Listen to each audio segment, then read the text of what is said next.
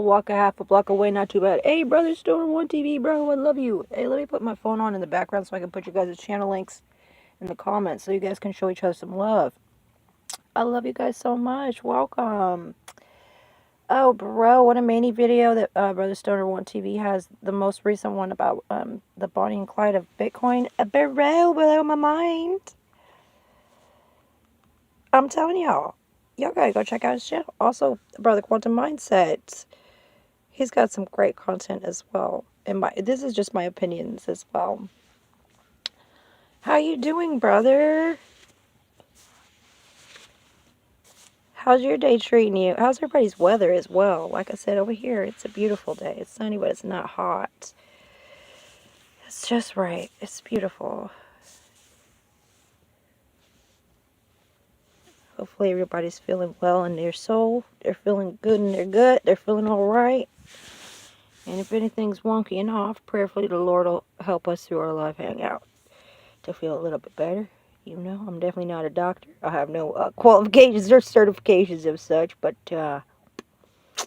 anyway, I'm going to go to my channel right quick and put y'all's channel links in the description so you guys can show each other some love before I forget. Because I know I will on accident, and I don't want to do that. So please stand by while I do that. Alright.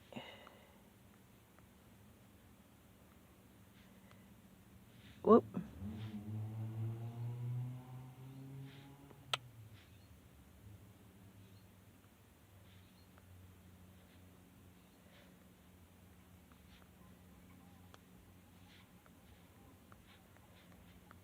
Great channel, brother. I dig your content, that's for sure, brother. Well, both of you, you know, surely. And now let me get you, Brother Quantum Mindset. Cool beans. De Niro and I are in keeping it pushing, moving and grooving mode. Let's show each other some love here.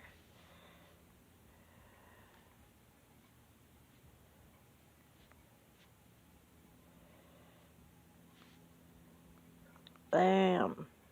Bam on. There we go. We got him. You said, Brother Quantum Mindset said you had a light rain this morning in Iowa. Ah, beautiful. Oh, that's lovely. That's wonderful. I suppose we should get up and do a little bit of content pretty soon here, hey? We can still chat. That's dope.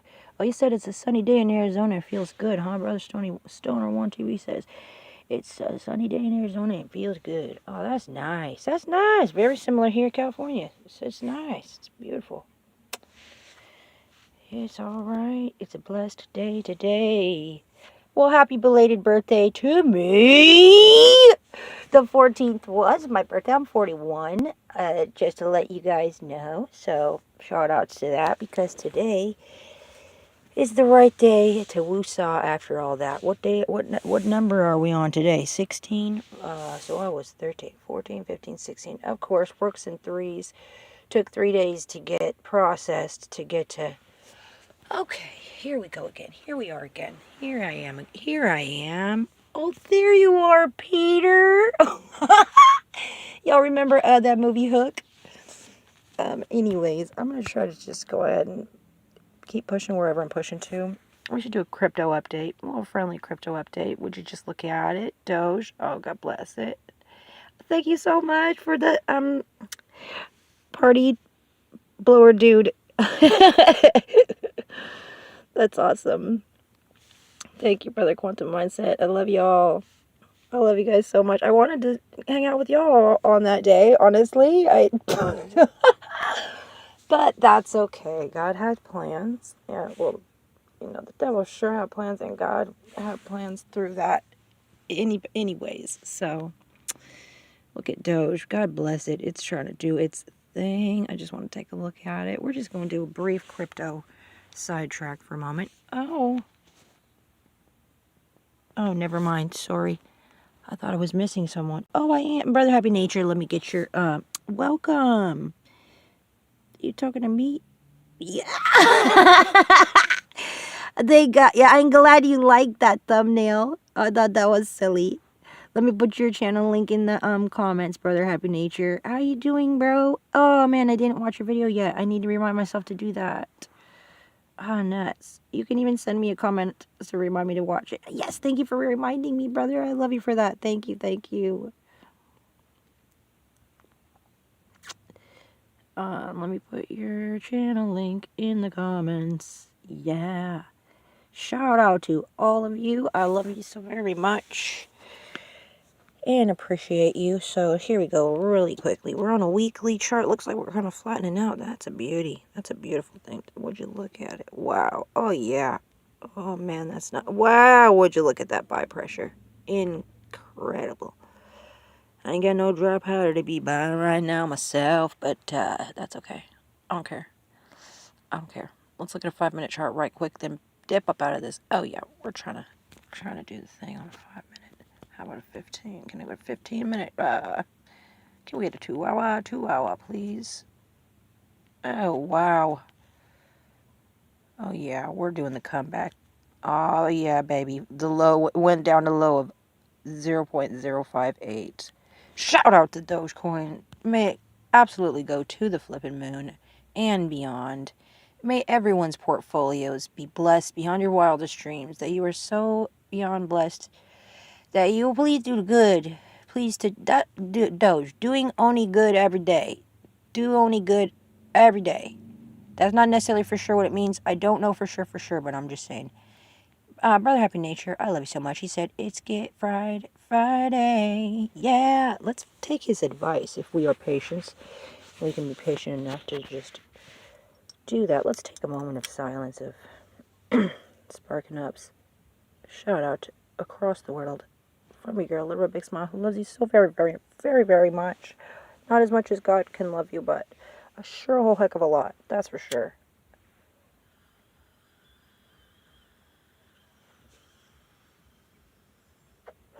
Okay, well, that was pretty much 85% ash and a tiny percent of hope. So I'm going to have to try that again. I need to do over on that. And plus, I didn't even sloop beforehand, so wow. Freaking wow. Let me just do a do-over. Tell you what.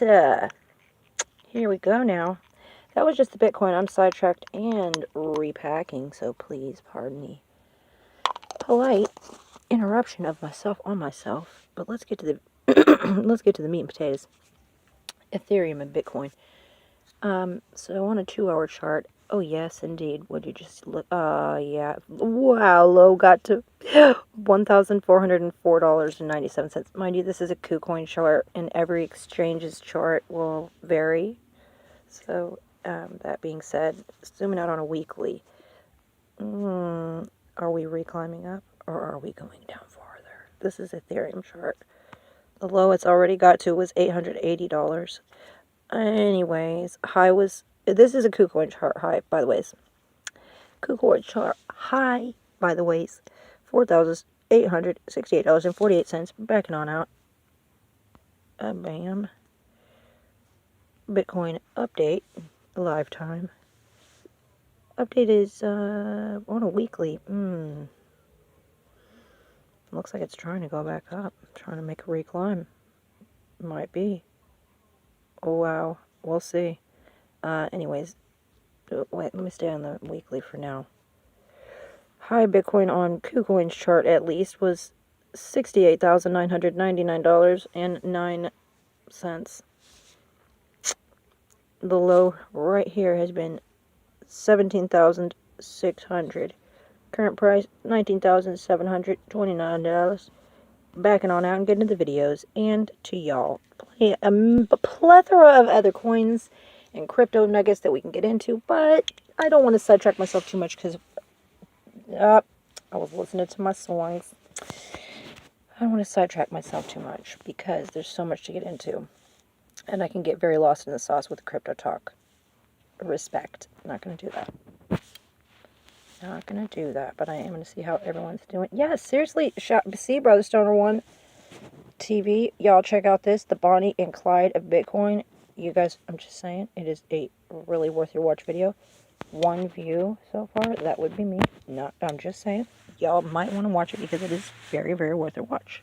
That's just my opinion. A minute and 57 seconds of your time? Why not?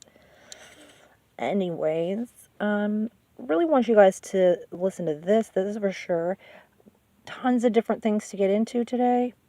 Lots of stuff that there was no possible way time-wise that we could get into last night and in the wee hours of the morning. So that being said, tally-ho the fox. No one, and I mean no one. Hang on. She's going to cry. And I'm going to turn her volume down because I don't want to scream in your ear on accident.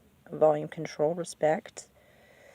Make sure picture quality is controlled as well, because it's definitely not. Quality, auto, advanced, 360. That's as high as we're going to get. Crazy as we're getting, fam.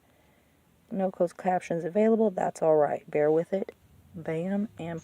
One, and I mean no one, is going to love you like Jesus loves you for real. This is only for some people. Nothing that you're seeking, no one that you're seeking is going to compare to the love of God. And I tell you the truth, one sentence from this Holy Bible, when you read it not as a book, but when you read it with the Holy Spirit, it will change your life. The Lord told me to go to Psalms 121, and I didn't know why. By the way, seriously, Brother Happy Nature, thank you with all my heart. God bless you. I appreciate you coming by and do what you do. Salute. But it is exactly what I needed to hear at this very moment. I look up to the mountains. Does my help come from there? My help comes from the Lord, who made heaven and earth. He will not let you stumble. The one who watches over you will not slumber. Indeed, he who watches over Israel never slumbers or sleeps. The Lord himself watches over you. The Lord stands beside you as your protective shade. The sun will not harm you by day, nor the moon at night. The Lord keeps you from all harm and watches over your life. The Lord keeps watch over you as you come and go, both now and forever. God knows what you need before you even ask him. Okay, God knows you. God created you. And he knew that that's exactly what I needed to hear at this very moment, because life is hard. You don't know all the answers. I don't know all the answers. And I'm trying to be obedient to him. But he knows, so he told me that. And God can talk to you. You don't have to keep going to people to be filled. You don't have to keep going to substances to be filled. Just open your Bible and ask the Lord to speak to you from your heart. And he will literally speak to you, and you will feel what you're looking for. The things of this world are temporary, but this right here, this is eternal, and this is what will complete you. I love you. God bless you. This is dope to me. The enemy will use anything and everything to distract you from having one-to-one alone time with your Creator.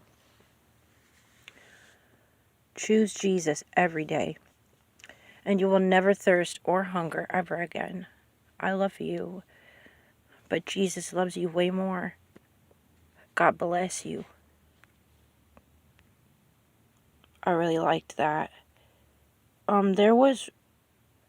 Oh, I want to hear this one too. This is a really good one. 3 minutes of your time as well. Where I come from, it's very you know what? I easy for forgot you to to tell you the discern names of these what's channels. I'm demonic. very sorry about that. This one was called Beautiful Blessings, the name of this channel. No one, and Pardon me, I'm not going to replay it again. is going to love. Sorry, my bad. I just want to try to remember to shout out these channels and appreciate them and stuff. Beautiful Blessings. I like that channel. It's very nice to me.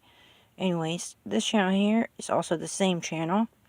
3 minutes video. And what's not, because you have temples still offering Give me 1 second so I can adjust it. Make sure picture quality is okay. 240, not very great. 360, that's something. Alright, cool. Closed captions. Thank you. Thank you, Where God. I come from, it's very easy for you to discern what's demonic and what's not, because you have temples still offering blood sacrifices to the gods and goddesses. I had to drive past a temple that offered blood sacrifice every single Sunday when I went to church to lead worship. Oh, before we hear him right fast, I wanted to tell you too about what she was saying about the Bible, okay? I think also if you're someplace in the world where you don't even have a knowledge of a book in the first place, let alone the Bible, you don't even know it exists, you don't know anything about this book, God can still obviously speak to you. So that being said, God speaks to you with or without that book. No offense to the Bible, because that's not the point of what I'm trying to say. The point is it goes deeper than that book. It is a communication, a one-on-one communication with your creator, with the creator of everything, the creator of life, the creator of everything. You can one-on-one communicate with or without a book. That's all I'm saying. He can communicate through many different mediums, if you will. And it's very easy for people to discern that's demonic, that's the Holy Ghost. But the direct to source thing right in your brain, you know, that part. Does he know you? Do you know him? Do you have a relationship? That part. That's just my opinion, by the way. It's in zero way do I push anything on anyone. I'm just simply sharing my own thoughts and feelings and things and whatnots and stuffs. You know what's the problem in this country? We call everything holy. Everything is holy. No. There are some things that's called holy, that's the prophets of Baal, where people are still chastised. It doesn't look like it does in India, but it sure feels. Sorry, there's 2 sets of closed captions. No. There are some things that's called holy, that's the prophets of Baal, where people are still sacrificing their children as child sacrifices to the gods and goddesses of this world. It doesn't look like it does in India, but it sure feels like the same spirit. The spirit of Ahab and Jezebel is very strong in this country, and the church doesn't recognize it. The sacrifices of children is still very strong in this country, but the church does not recognize it. And we might get canceled for this, so be it, as long as we're ready for a Pentecost and we have the strength to defeat the enemy, because the Bible already tells me that my God brings victories. My God doesn't fail. My God brought me from being homeless in a country, and He showed me things that I never thought my eyes would see. He showed me things in His Word that I never thought I could ever be able to learn, because I'm uneducated, man. And sometimes I sit with tears in my eyes with gratitude of saying, Lord, why are you showing me this? And my wife is in tears, being like, God, you're so good. Thank you for showing me this beautiful truth. And I'm jealous for my church to experience that. You know what, church? I've been so angry at Christians in this country because you're so blind. And this week, God changed my heart and says, don't be angry at them. Feel sorry for them, because their leaders have been false prophets saying, peace, peace, when there is no peace. It's wartime. There is no peace. While our children are leaving church, we're okay with it, saying, he'll grow up sometime. We'll send him to a camp. No, the enemy is eating them up alive, because they don't see your faith being a reality in their life. They don't see your God, your Yeshua, your Jesus actually helping them in their temptation. And instead of actually showing them the love of God, we've shamed them. And we've thrown them out of church. When our daughters get pregnant before they marry, we shamed them and threw them out, not saying Jesus died for sinners like you. And then we say, well, we do not know why they're leaving the church. It's because of your arrogance, because you don't have the Pentecost. You're walking in your flesh. You're not walking in the power of the Holy Spirit. It's about time the church wakes up and wages war and calls the lost, calls them in and says, there's life in Jesus for you. He died for you, and then He wants to empower you. I'm telling you, the harvest is plenty, but we would not walk in discernment to defeat the enemy if you're still walking with, brother, praise the Lord, God is good all the time, God is good. Amen. But do you have a Pentecost? Or it's just words that we're living in? That's good. That's a good word. That is a good word. Oh, shout out Brother Rowan and Mrs. Rowan. Moon over water, I think, is her thing. I know it's Moon, but I don't know. Like I say, I really just usually remember the first names or the names that I come up with. Oh, hold on. I want to show one that goes with that, actually. That's a really good one, and then we'll keep pushing on to the next thing, but let me see if I can find it. Oh, I don't see it. No, I don't see it. That's whack. Maybe it's under a different thing. I don't know. Let me check. Oh, dude. No, that is not the one. Well, maybe this is it? No, but shout out to Sister Kimba for this video because I haven't gotten yet to watch it, the whole thing, but I'm looking forward to that one again. Oh my gosh, to watch a piece of it on her channel. God bless her, I love her. Well, I sure diddly lost that one, and that's okay. That's alright, that's alright. I'm gonna check one more time.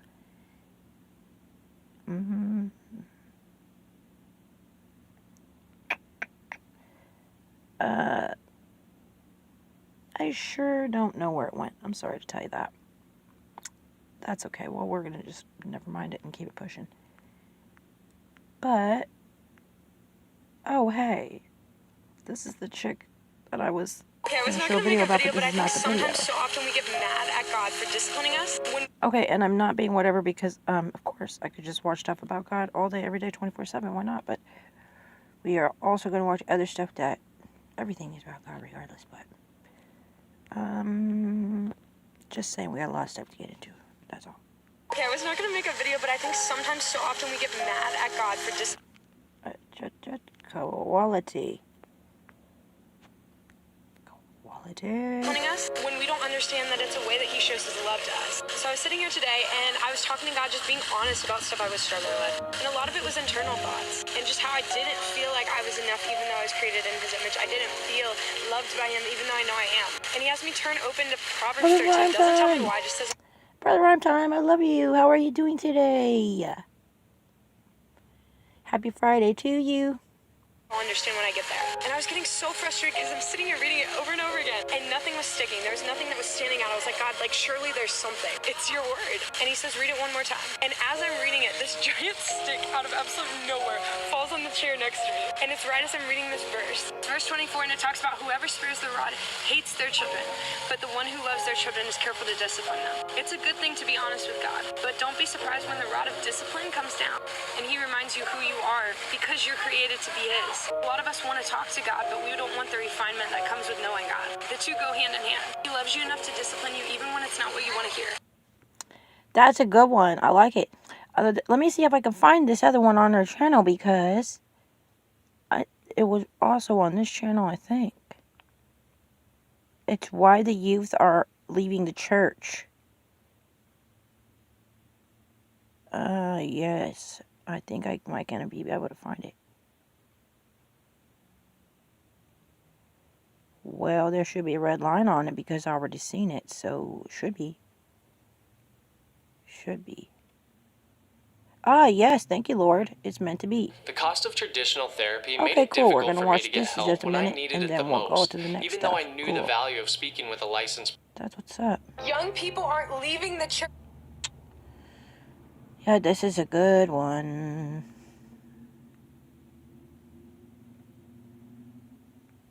Shout out to the Beautiful Blessings channel.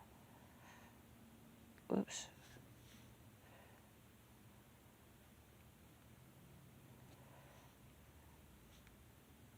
Because they don't want anything to do. Young people aren't leaving the church because they don't want anything to do with Jesus. They're leaving the church because they're not finding Jesus within it. And as much as it's their responsibility to come to church, it's our responsibility as believers to show them who Christ is. One of the best pieces of advice I've ever gotten is the way you act towards non-believers is the way they believe Jesus will act towards them. So if you're harboring hatred towards somebody that doesn't know Christ, they think that Christ would hate them before he'd ever love them. 1 Corinthians 4:7 says, what makes you better than anyone else? What do you have that God hasn't given you? And if all you have is from Christ, why boast as if you have accomplished something on your own? Sharing the gospel is simply showing somebody else what saved your life. It's asking how you can show them Christ even after they tell you that he's not real. Don't stand on a pedestal preaching your faith. Sit next to that person and tell them about your God. Jesus didn't preach from a high horse. So what makes you think you need fancy lights and action cameras to do it for someone else?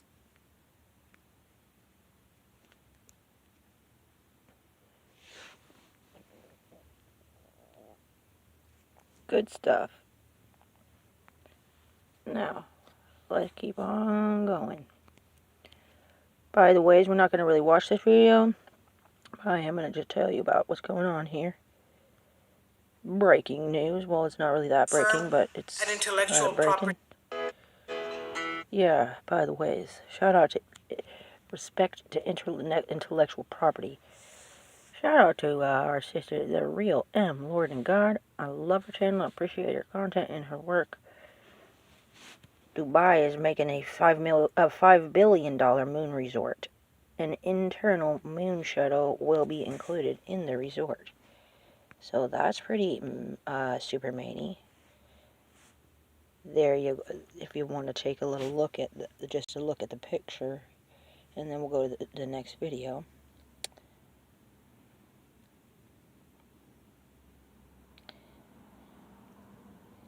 Canadian architectural, huh? Interesting. Anyways, a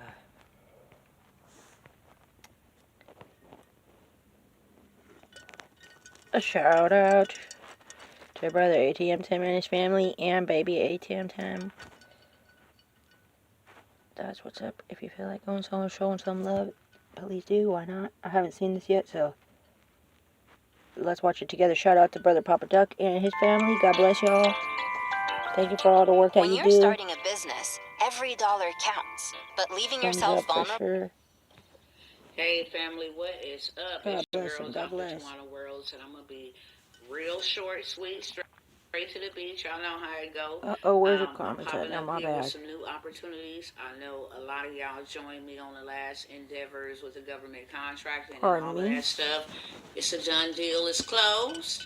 But I got some new opportunities for the family. Why? Because it's fourth quarter, and I need y'all to see something. So y'all understand why we need to move the way we need to move. I told y'all the only reason why y'all gonna ever see me come back, as much as my people is a thorn in my side, the only reason you're gonna see me show up is because they doing something. They making movements. So now we gotta make movements just like that. Hold on one second. I want y'all to see and hear exactly what they say pertaining to us. So now we'll get some fire up underneath our belt, and we'll start standing up doing what we need to do for us and ours. All right? Hold on one second. God bless her. So the camera tripping. It won't let me turn it around, but y'all can hear this. So hold on a second. I'm going to make sure the volume is all the way up so we don't miss nothing. Africa, historically, sub-Saharan Africa, has been fundamental to the global prosperity of the advanced countries. Okay? And Africa had a role to play. It has a role as a raw material producer. We will not allow sub-Saharan Africa to escape that. Okay, we do everything to keep sub-Saharan Africa where it is, also impoverished. It's absolutely vital for the prosperity of everyone else. So let's get clear about that. Okay, and this means all the economic structures, all the global institutions, and the economics we teach everyone is all designed to keep Africa exactly where it is. And whether it is Europe or US or now China, it's always the same. We need Africa to be impoverished because we need those raw materials and we need them dirt cheap. Okay, so that's the message.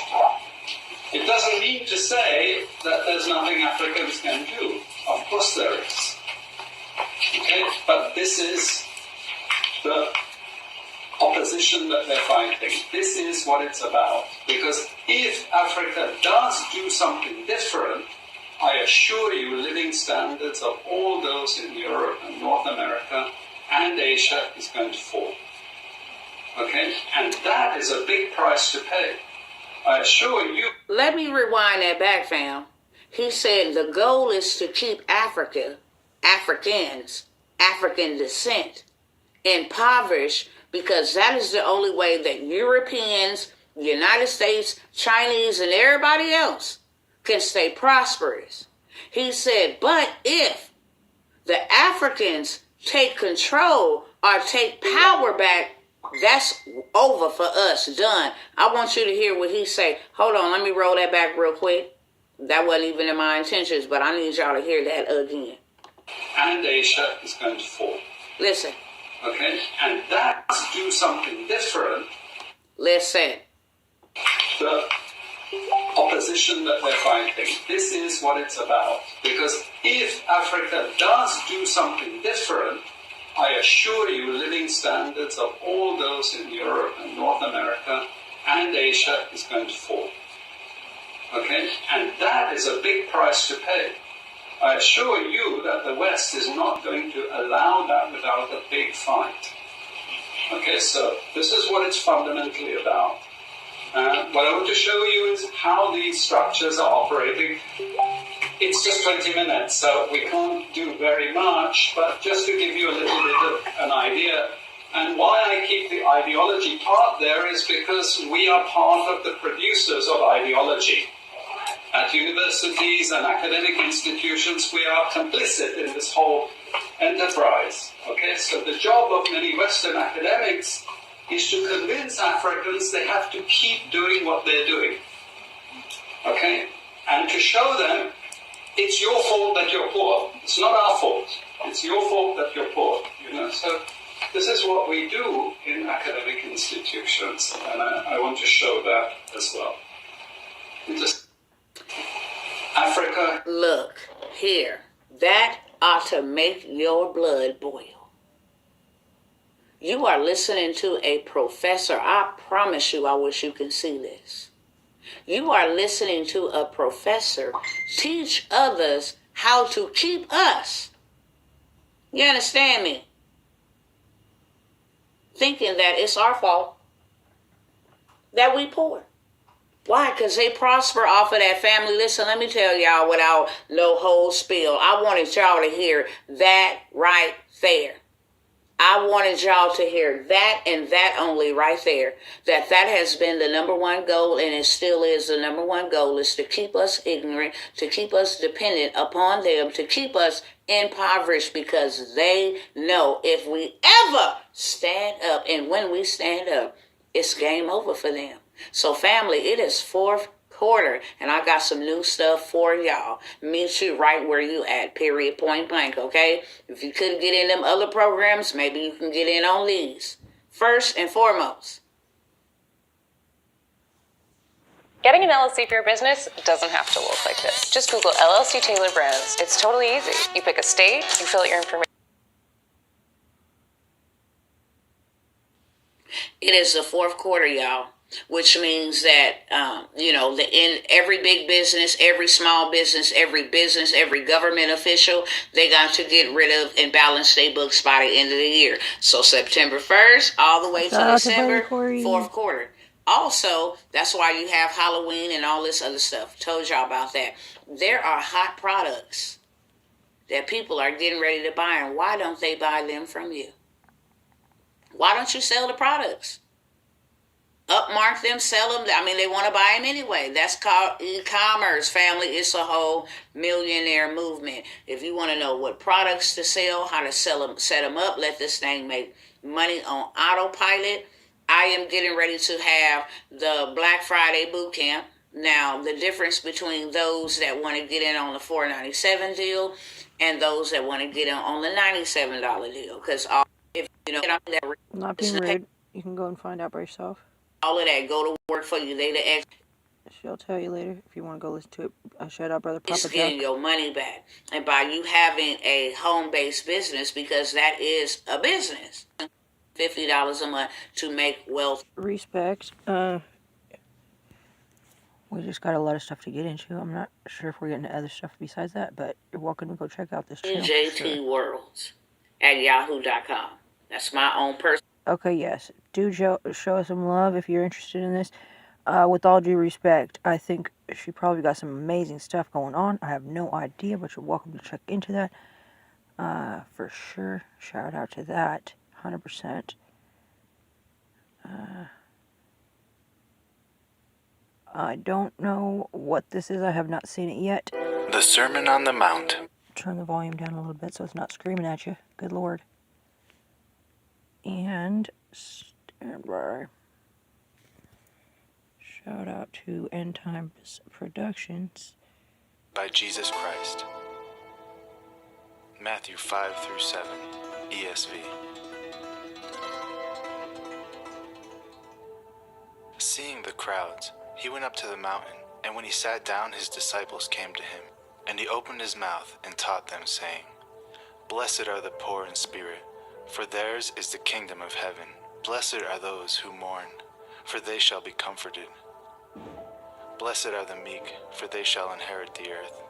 Blessed are those who hunger and thirst for righteousness, for they shall be satisfied. Blessed are the merciful, for they shall receive mercy. Blessed are the pure in heart, for they shall see God. Blessed are the peacemakers, for they shall be called sons of God. Blessed are those who are persecuted for righteousness' sake, for theirs is the kingdom of heaven. Blessed are you when others revile and persecute you, and utter all kinds of evil against you falsely on my account. Rejoice and be glad, for your reward is great in heaven, for so they persecuted the prophets who were before you. You are the salt of the earth, but if salt has lost its taste, how shall its saltiness be restored? It is no longer good for anything, except to be thrown out and trampled under people's feet. You are the light of the world. A city set on a hill cannot be hidden. Nor do people light a lamp and put it under a basket, but on a stand, and it gives light to all in the house. In the same way, let your light shine before others, so that they may see your good works and give glory to your Father who is in heaven. Do not think I have come to abolish the law or the prophets. I have not come to abolish them, but to fulfill them. For truly, I say to you, until heaven and earth pass away, not an iota, not a dot will pass from the law, until all is accomplished. Therefore, whoever relaxes one of the least of these commandments, and teaches others to do the same, will be called least in the kingdom of heaven. But whoever does them and teaches them will be called great in the kingdom of heaven. For I tell you, unless your righteousness exceeds that of the scribes and the Pharisees, you will never enter the kingdom of heaven. You have heard that it was said to those of old, You shall not murder, and whoever murders will be liable to judgment. But I say to you that everyone who is angry with his brother will be liable to judgment. Whoever insults his brother will be liable to the council. Whoever says, You fool, will be liable to the hell of fire. So, if you are offering your gift at the altar, and there remember that your brother has something against you, leave your gift there before the altar and go. First, be reconciled to your brother, and then come and offer your gift. Come to terms quickly with your accuser while you are going with him to court, lest your accuser hand you over to the judge, and the judge to the guard, and you be put in prison. Truly I say to you, you will never get out until you have paid the last penny. You have heard that it was said, You shall not commit adultery. But I say to you, that everyone who looks at a woman with lustful intent has already committed adultery with her in his heart. If your right eye causes you to sin, tear it out and throw it away. For it is better for you to lose one of your members than that your whole body be thrown into hell. And if your right hand causes you to sin, cut it off and throw it away. For it is better for you to lose one of your members than that your whole body go into hell. Man, Are you a that's pretty low-income harsh. American on food stamps or Medicaid? It's pretty harsh. If so, you are now...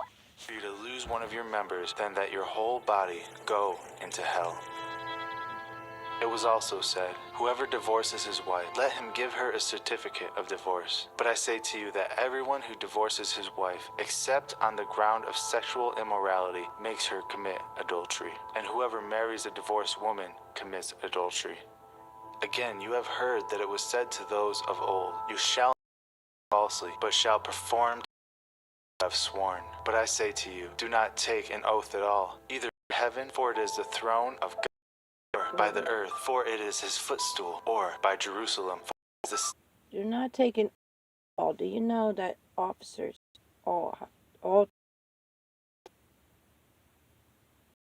if that oath is not, they're not supposed to take any oath at all. Shall not swear falsely, but shall perform to the Lord what you have sworn. But I say to you, do not take an oath at all, either by heaven, for it is the throne. But I say to you, do not take an oath at all. Wow.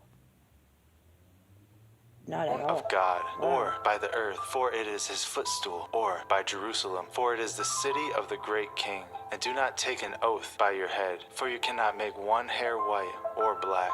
Let what you say be simply yes or no. Anything more than this comes from evil. You have heard that it was said, an eye for an eye and a tooth for a tooth. But I say to you, do not resist the one who is evil. But if anyone slaps you on the right cheek, turn to him the other also. And if anyone would sue you and take your tunic, let him have your cloak as well. And if anyone forces you to go 1 mile, go with him 2 miles. Give to the one who begs from you, and do not refuse the one who would borrow from you. You have heard that it was said, you shall love your neighbors and hate your enemy. But I say to you, love your enemies and pray for those who persecute you, so that you may be sons of your Father who is in heaven. For he makes his sun rise on the evil and on the good, and sends rain on the just and on the unjust. For if you love those who love you, what reward do you have? Do not even the tax collectors do the same? And if you greet only your brothers, what more are you doing than others? Do not even the Gentiles do the same? You therefore must be perfect, as your heavenly Father is perfect. Beware of practicing your righteousness before other people, in order to be seen by them, for then you will have no reward from your Father who is in heaven. Thus, when you give to the needy, sound no trumpet before you, as the hypocrites do in the synagogues and in the streets, that they may be praised by others. Truly I say to you, they have received the reward. But when you give to the needy, do not let your left hand know what your right hand is doing, so that your giving may be in secret. And your Father, who sees in secret, will reward you. And when you pray, you must not be like the hypocrites, for they love to stand and pray in the synagogues and at the street corners, that they may be seen by others. Truly I say to you, they have received their reward. But when you pray, go into your room and shut the door, and pray to your Father who is in secret. And your Father, who sees in secret, will reward you. And when you pray, do not heap up empty phrases as the Gentiles do, for they think that they will be heard for their many words. Do not be like them, for your Father knows what you need before you ask him. Pray then like this: Our Father in heaven, hallowed be your name. Your kingdom come, your will be done, on earth as it is in heaven. Give us this day our daily bread, and forgive us of our debts, as we also have forgiven our debtors. And lead us not into temptation, but deliver us from evil. For if you forgive others their trespasses, your heavenly Father will also forgive you. But if you do not forgive others their trespasses, neither will your Father forgive your trespasses. And when you fast, do not look gloomy like the hypocrites, for they disfigure their faces that their fasting may be seen by others. Truly I say to you, they have received their reward. But when you fast, anoint your head and wash your face, that your fasting may not be seen by others, but by your Father who is in secret. And your Father who sees in secret will reward you. Do not lay up for yourselves treasures on earth, where moth and rust destroy, and where thieves break in and steal. But lay up for yourselves treasures in heaven, where neither moth nor rust destroys, and where thieves do not break in and steal. For where your treasure is, there your heart will be also. The eye is the lamp of the body. So, if your eye is healthy, your whole body will be full of light. But if your eye is bad, your whole body will be full of darkness. If then the light in you is darkness, how great is the darkness? No one can serve two masters, for either he will hate the one and love the other, or he will be devoted to the one and despise the other. You cannot serve God and money. Therefore I tell you, do not be anxious about your life, what you will eat, what you will drink, nor about your body, what you will put on. Is not life more than food, and the body more than clothing? Look at the birds in the air. They neither sow nor reap, nor gather into barns, and yet your heavenly Father feeds them. Are you not of more value than they are? And which of you, by being anxious, can add a single hour to his span of life? And why are you anxious about clothing? Consider the lilies of the field, how they grow. They neither toil nor spin. Yet I tell you, even Solomon in all of his glory was not arrayed like one of these. But if God so clothes the grass of the field, which today is alive, and tomorrow will be thrown into the oven, will he not much more clothe you, O you of little faith? Therefore, do not be anxious, saying, what shall we eat? Or what shall we drink? Or what shall we wear? For the Gentiles seek after all these things, and your heavenly Father knows you need them all. But seek first the kingdom of God and his righteousness, and all these things will be added to you. Therefore, Do not be anxious about tomorrow, for tomorrow will be anxious for itself. Sufficient for the day is its own trouble. Judge not that you be not judged. For with the judgment you pronounce, you will be judged, and with the measure you use, it will be measured to you. Why do you see the speck that is in your brother's eye, but do not notice the log that is in your own eye? For how can you say to your brother, let me take that speck out of your eye, when there is the log in your own eye? You hypocrite, first take the log out of your own eye, and then you will see clearly to take the speck out of your brother's eye. Do not give the dogs what is holy, and do not throw your pearls before pigs, lest they trample them underfoot and turn to attack you. Ask, and it will be given to you. Seek, and you will find. Knock, and it will be opened to you. For everyone who asks receives, and the one who seeks finds, and to the one who knocks it will be opened. And which one of you, if his son asks him for bread, will you give him a stone? Or if he asks for a fish, will you give him a serpent? If you then, who are evil, know how to give good gifts to your children, how much more will your Father, who is in heaven, give good things to those who ask him? So whatever you wish that others would do to you, do also to them. For this is the law of the prophets. Enter by the narrow gate, for the gate is wide, and the way is easy that leads to destruction, and those who enter by it are many. For the gate is narrow, and the way is hard that leads to life, and those who find it are few. Beware of false prophets who come to you in sheep's clothing, but inwardly are ravenous wolves. You will recognize them by their fruits. Are grapes gathered from thorn bushes, or figs from thistles? So, every healthy tree bears good fruit, but the diseased tree bears bad fruit. So a healthy tree cannot bear bad fruit, nor can a diseased tree bear good fruit. Every tree that does not bear good fruit is cut down and thrown into the fire. Thus you will recognize them by their fruits. Not everyone who says to me, Lord, Lord, will enter the kingdom of heaven, but the one who does the will of my Father who is in heaven. On that day, many will say to me, Lord, Lord, did we not prophesy in your name, and cast out demons in your name, and do many mighty works in your name? And then I will declare to them, I never knew you. Depart from me, you workers of lawlessness. Everyone then who hears these words of mine and does them will be like a wise man who built his house on the rock. And the rain fell, and the floods came, and the winds blew and beat on that house, but it did not fall, because it had been founded on the rock. And everyone who hears these words of mine and does not do them will be like a foolish man who built his house on the sand. And the rain fell, and the floods came, and the winds blew and beat against that house, and it fell, and great was the fall of it.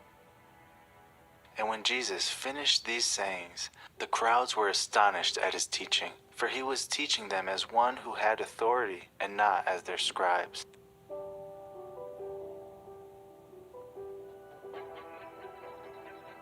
Thank you all for watching, and until next time, God bless you all. Tight. That's what's up.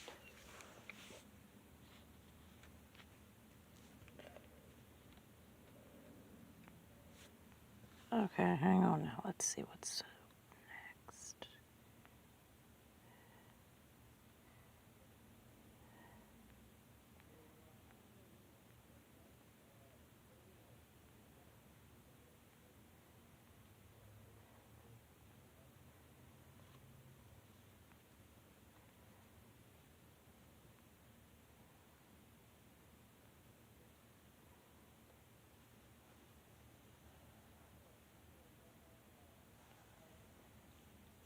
Okay, this is kind of Manny. Shout out to Enter the Stars. Getting paid to learn how to... Brother Casey, much 12 love. weeks ago, I was staring at a computer, not getting anywhere with web development.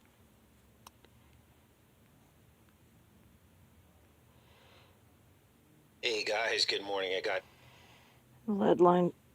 Excuse me. Oh, well, here goes this channel, by the way. It's, Enter the Stars. Shout out to him. Leadline Coffins and the Undead. And King Charles, heir to Vlad the Impaler's bloodline.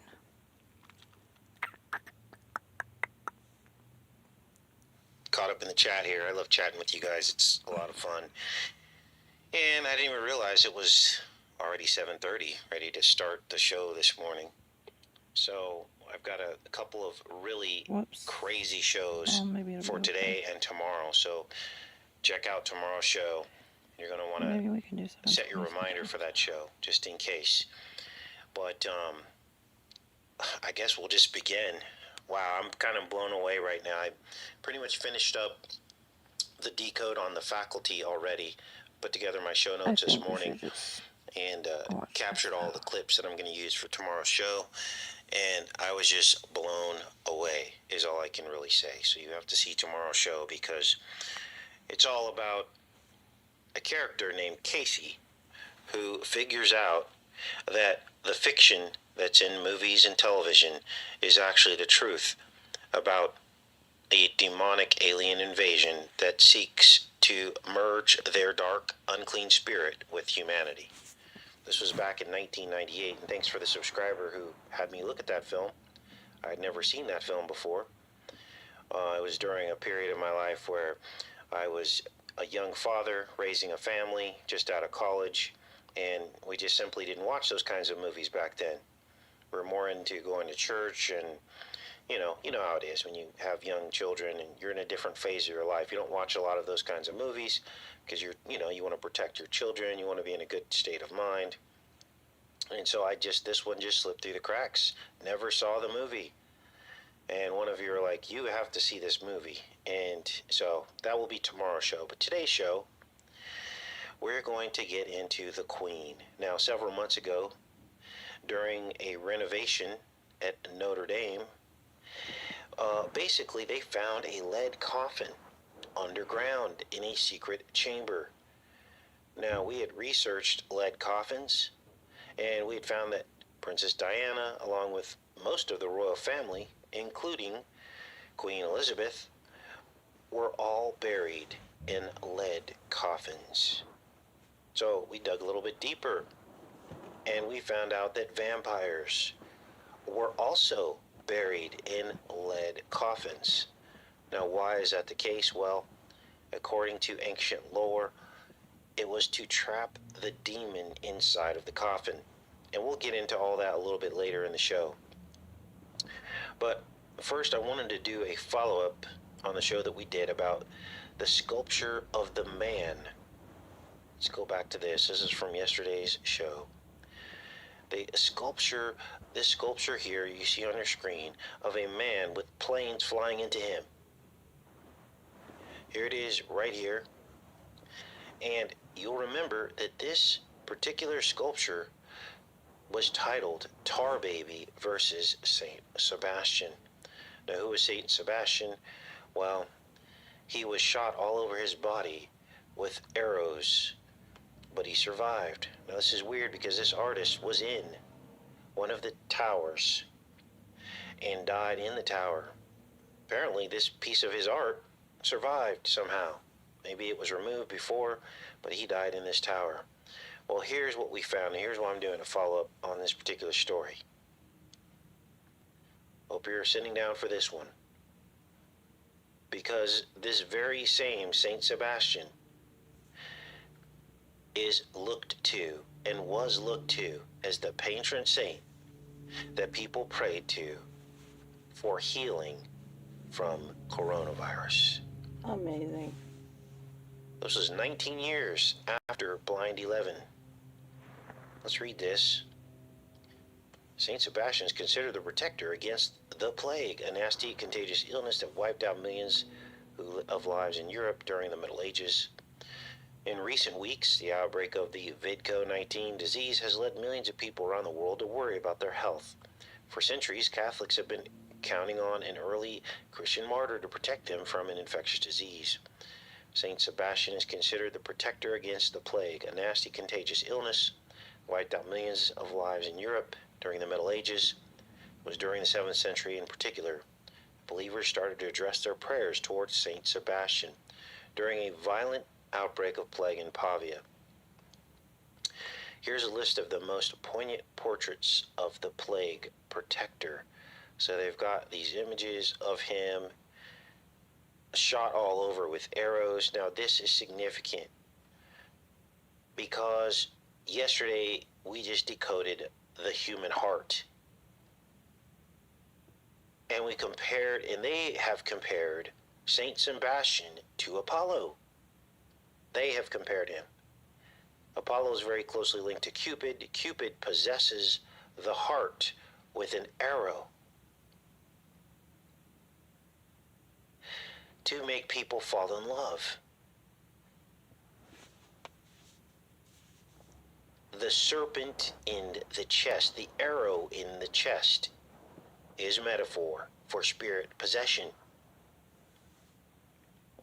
And here they're praying to Saint Sebastian instead of the true healer. Unbelievable. Here are all the images of Saint Sebastian. Now, the LGBT community, of course, has picked this up as one of their symbols. We read that in the Wikipedia article. As someone being stuck in the closet, afraid to come out, and lusting over these pictures of Saint Sebastian. So I wanted to do a follow-up on that to connect the dots for you and show you how all of this comes full circle. It's all connected in the spiritual realm. So now let's get started on this decode with Queen Elizabeth and this lead coffin thing.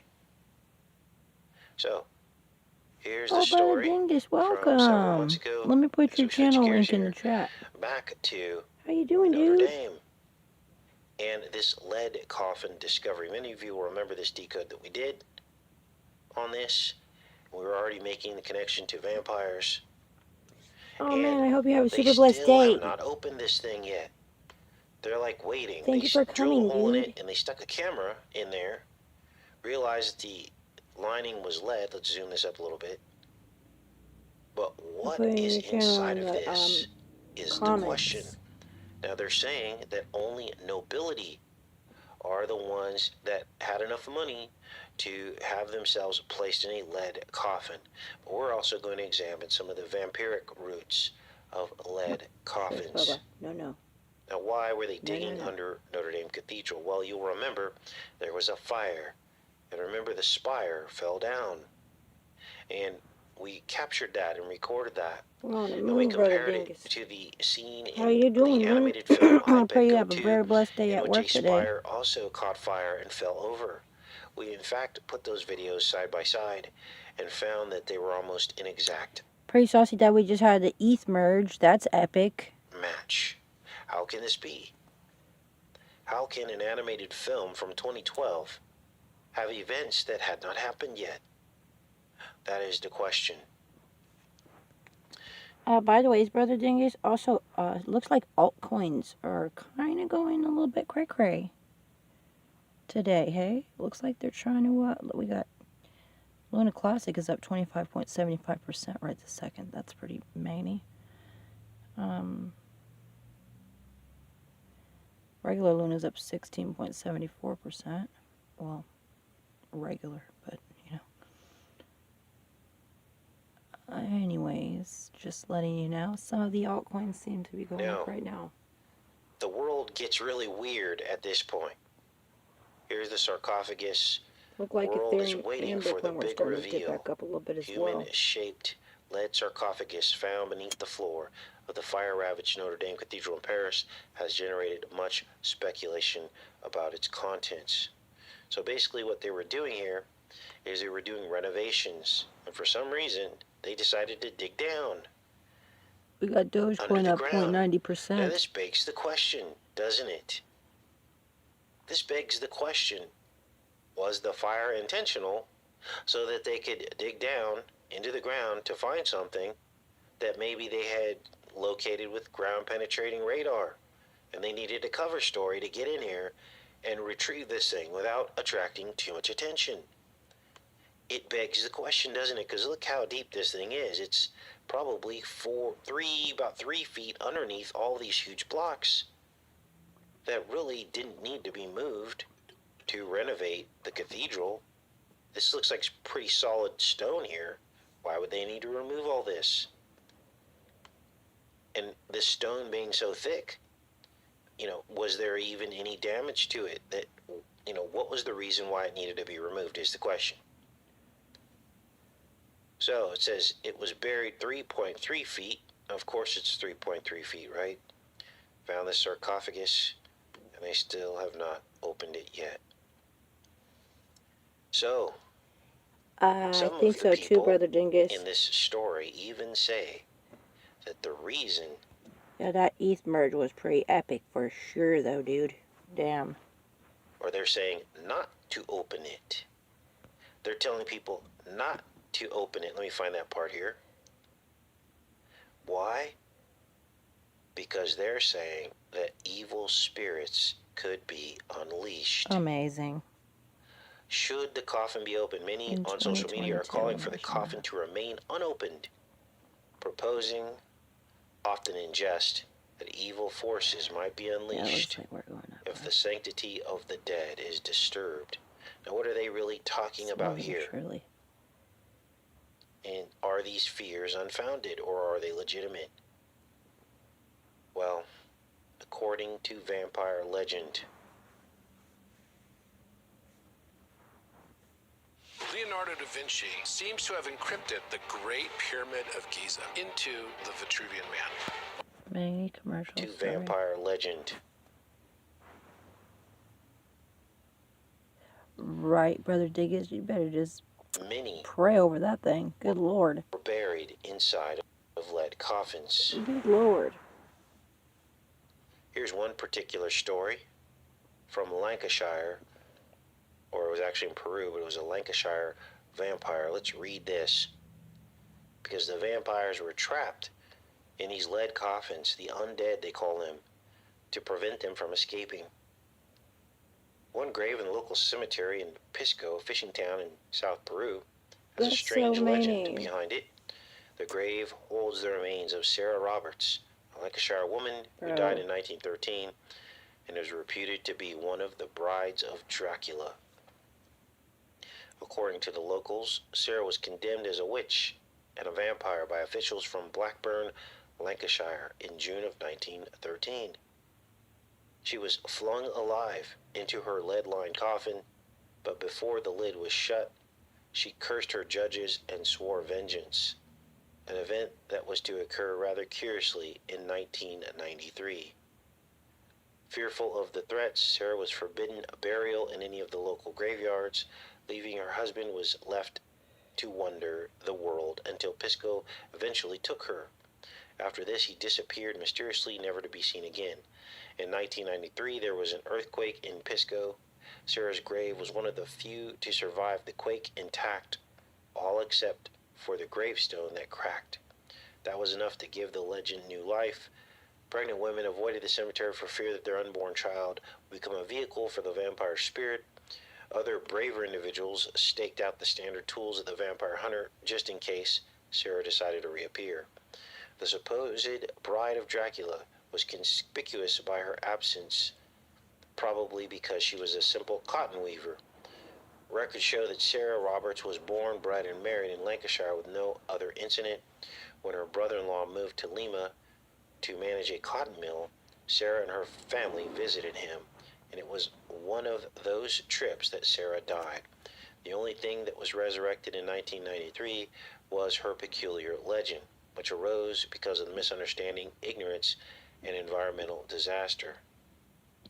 As for her grieving husband, his disappearance is no great mystery. He simply returned to Lancashire and opened a grocer's shop. So here's one of many stories of vampires basically interred into these lead coffins. Now, if you're still not seeing any connection to vampires in the royal family, think again. Because King Dracula has now ascended the throne.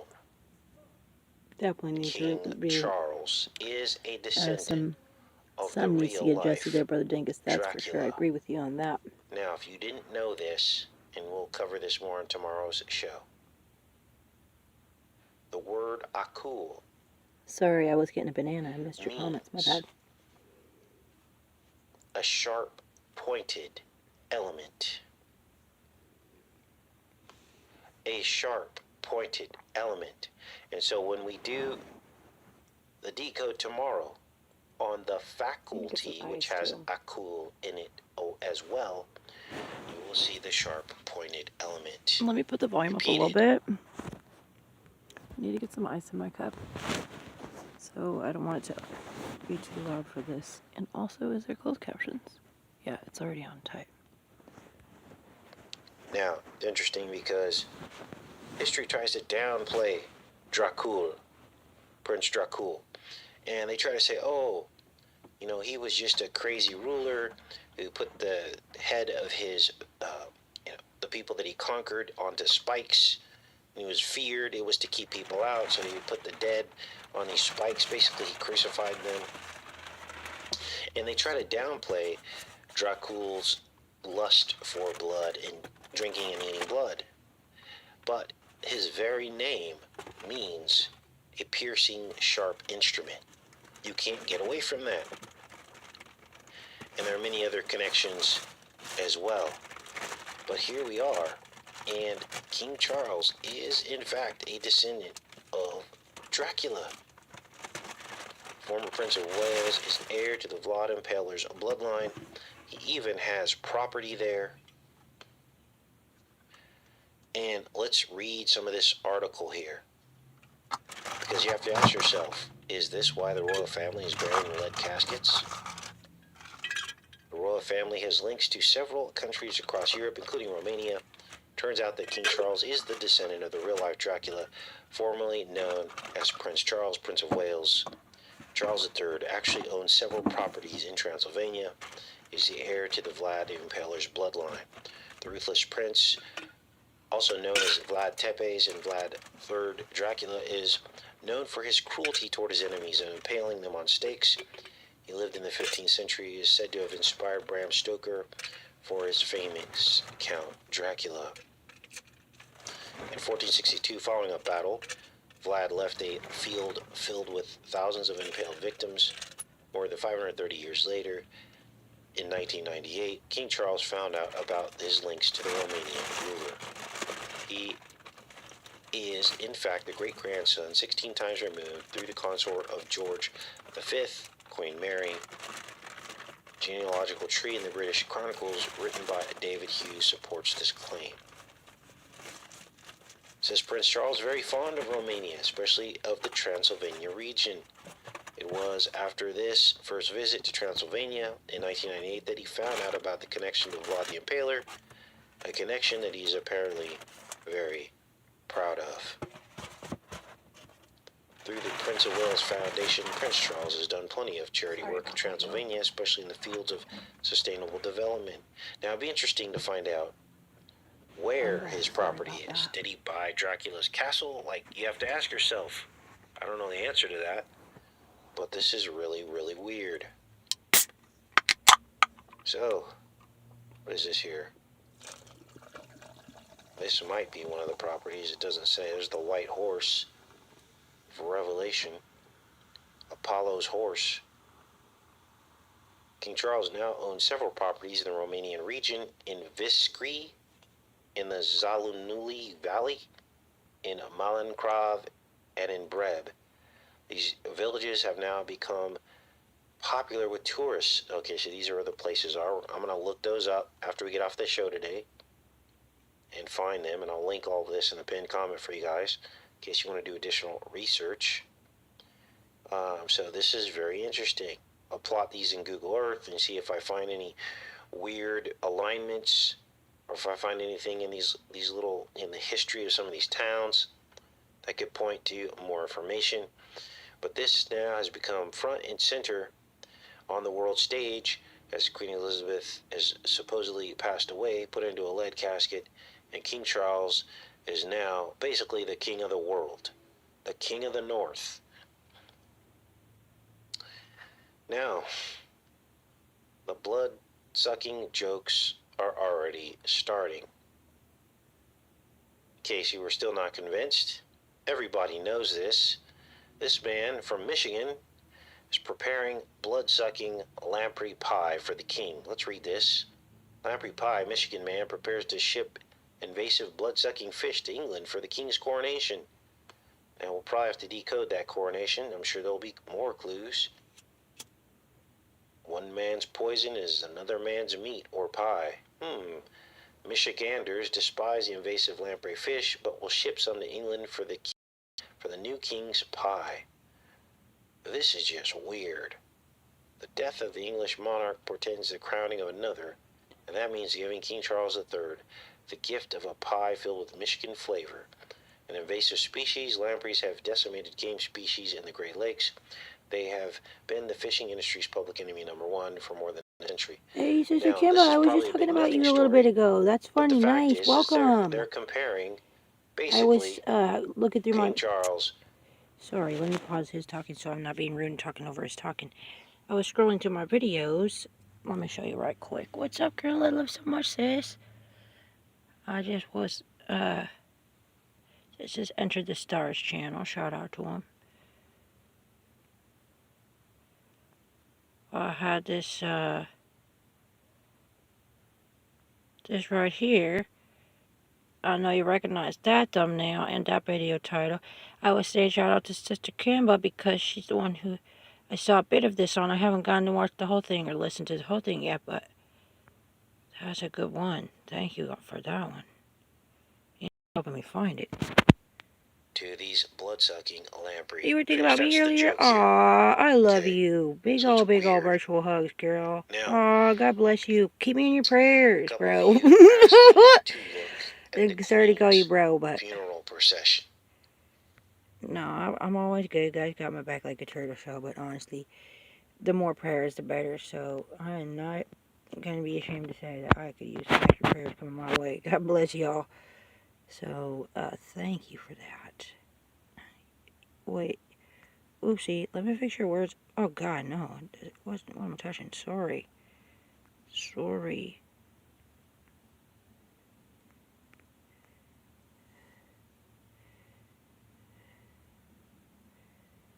Yeah, Sister Kibba said that video is great. It totally helped her mind and did. And she did it for a week straight. Oh, that sounds so healing. Oh, man, that sounds so good healing. Dude, I'm going to so do that. I appreciate you coming by. That's the Holy Spirit nudging me through you to remind me that, hey, remember that video? Listen to that video tonight and just remember to do that. That's a good idea. You said my heart, everything. Always same here, bro. Laugh out loud. Sorry, Sister Kiva. You know I'll be calling everybody bro. I love you so much. Oh, man. Nuts. My screen's frozen. It won't let me push play. That's like a whack. Oh, my screen froze. That's whack. How rude. Let's try that again. Back out and start over. Sorry about that, but frozen screenitis going on. There we go. Thanks, Lord. Procession. I'm like, Casey, you've got to look at the Queen's funeral procession.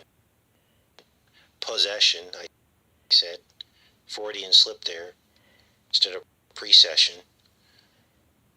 And it appears as though many of you recognized all of the purple. And you remembered that we talked about Prince and the Purple Rain and the connection to the Queen. A few days prior to this, that she had died exactly 333 weeks after Prince did. Look at this. Purple, I guess this is like an announcement, a purple announcement for the route of the actual procession, all in purple. You got purple casket draped in purple. You've got purple pillow on top of the casket as well. Now I understand that purple is the color of royalty, but wow, they went all out. Now what does purple really represent? Now purple is in the Bible, okay? It was used as a color by the ancient Israelites. I think even there was some purple in the tabernacle. But to these people, purple represents the mixing of the blue bloods and the red bloods. Because when you mix red and blue... That's weird because your comment is on my screen. Always same here, bro. LOL. But in the chat, it's not there. That's weird. You get purple. That's been happening Different comments are just not appearing things are not what in they the chat, seem but they're in showing the up on the world, are screen they? for my app that I'm using. Let's go Weird. into the chat here now in case you missed the opening of the show. Tomorrow will be going over the 1998 film called The Faculty. And I just showed you how the root word ACUL or acul means a sharp pointed instrument. The movie The Faculty is about a boy named Casey, played by Elijah Wood, who believes that the fiction in movies is really the truth, and he uncovers a plot of aliens to mix their unclean blue blood spirit with humanity. You can't make this up. Now, let's go into the chat here. Unbelievable. For real. Now they mock Casey, and they tell him that this is your blood right or your birthright. So I don't know what all this means. I haven't figured it out yet. Definitely something manifesting spiritually. So, wow. All right, let's get into the chat here. Watcher graduated in 1998.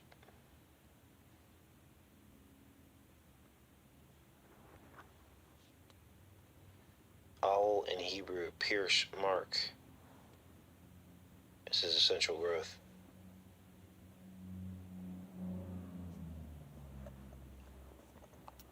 Okay. Good morning, everybody. They're the purple people eaters. Offer the sacrifices of righteousness and put your trust in Yah. Psalm 4:5.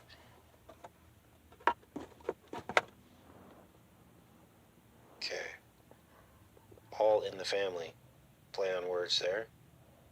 Yes, they put a purple robe on Jesus, and that was to mock him. So, Jesus came to save the Jews and the Gentiles. That's what he said in his own words. Basically, he provided a way that despite the blood running through our veins, despite our lineage, when I say that, I'm talking about when God was talking to Cain and he said, sin is crouching at the door. Why would he say that to him? He said, if you choose good, then you'll be okay. I believe he said that to Cain because he knew Cain was of a different bloodline. This is why he rejected his offering. And he chose instead to accept Abel's offering because Abel was of the pure bloodline. And God would continue to accept Abel's bloodline's offering, which actually transferred to Seth, the second born son of Adam. That's a word sandwich. Second born son of Adam. And his bloodline would be the ones to continue to offer the lamb as the sacrifice. Do you see how this works now? Cain's and his bloodline sacrifice was always rejected throughout the rest of history. The Canaanites were not required to offer a sacrifice. Only the Israelites who sacrificed the lamb, just like Abel did. It's so easy. It's like the word is not confusing. It's the people that have hidden the truth from us. But then Jesus came and he fixed all that. He said, I come for the Jews and the Gentiles. He was talking about the two bloodlines. But you have to choose him. And then it doesn't matter what kind of blood you have running through your veins. Okay? So that's how all of this works. And so, what were those two bloodlines? Red and blue. Mixed together is purple. And this is how they were mocking Jesus. They put a purple robe on him to mock him. So, what else do we have here? King of Queens intro with Corona Park turned purple. Now, one of you asked me to look at the very first episode. I might as well cover this now. Kind of switching gears here. The very first episode of the TV series from the 1966 called Batman. It starred Adam West. And you're not going to believe this. It opens with the World's Fair in Corona Park, Queens. And in the episode, it's called High Diddle Fiddle or something like that. The Riddler stars in the episode, and he pierces Robin with a syringe blow dart. This is after Batman walks into a bar, and there's a dragon at the bar. The bar is made out of a huge dragon. And then Batman gets slipped a drink by a woman named Molly. He gets slipped a Molly by a woman named Molly that works for the Riddler. Batman passes out. He's all incapacitated, but he runs to the Batmobile to try and save Robin, who the Riddler has now kidnapped. So here we go again with syringes, the Trilon, the Perisphere, the Dragon, the World's Fair. Everything we've been talking about, right, you guys? In the very first episode, Season 1, Episode 1 of Batman, starring Adam West. Now, a little boy on a jet plane asked Trump if he was Batman. And he said, I am. Yes, Chris. So, the world is not what it seems, is it? These are spiritual manifestations. Batman is Trump. Robin is Robinetti. Joe Robinetti Biden. Boy Wonder. Now, notice the opposites, because in Batman and Robin, the original series of 1966, Batman was kind of the dumb one, wasn't he? Robin was the one figuring out the riddles all the time. He was the smart one. Well, now we have the opposite. We have Robin as the dumb one, and Batman is the smart one. It flip-flopped, didn't it? Everyone talks about how smart, how Trump plays 5D chess. He's so smart. He can figure anything out. You see how this works? Now, what else is going on here? Let's go in the chat here. Batman and Robin. Now, if you think I'm making all this up, just go look at Trump Tower and look at the top of Trump Tower, and it looks like a bat boomerang. Literally. And it's next to the other building, which is called the Superman building. Let's go into Google Earth. Let's end the show with this, because we don't go into Google Earth enough. Google Earth tells the whole story. Batman versus Superman. Which, of course, was in the film I Am Legend. Batman versus Superman was on a billboard. That's because in that 2007 film, I think I Am Legend was 2007, they already knew that whatever this cure was that they were going to come up with was going to start the zombie apocalypse, which is going to happen is happening right now, believe it or not. With all these blood issues happening so far. Let's go find Batman versus Superman. Okay, that's weird. You type in Trump Tower, and it takes you somewhere else in the world. Let's see where it goes, just for giggles, right? Whoa, that's creepy. So all I did was type in Trump Tower, and it took us to the Hagia Sophia Mosque. Are you kidding me? Whoa. Now, some people have petitioned Trump to not allow the Hagia Sophia Mosque to be turned into a mosque.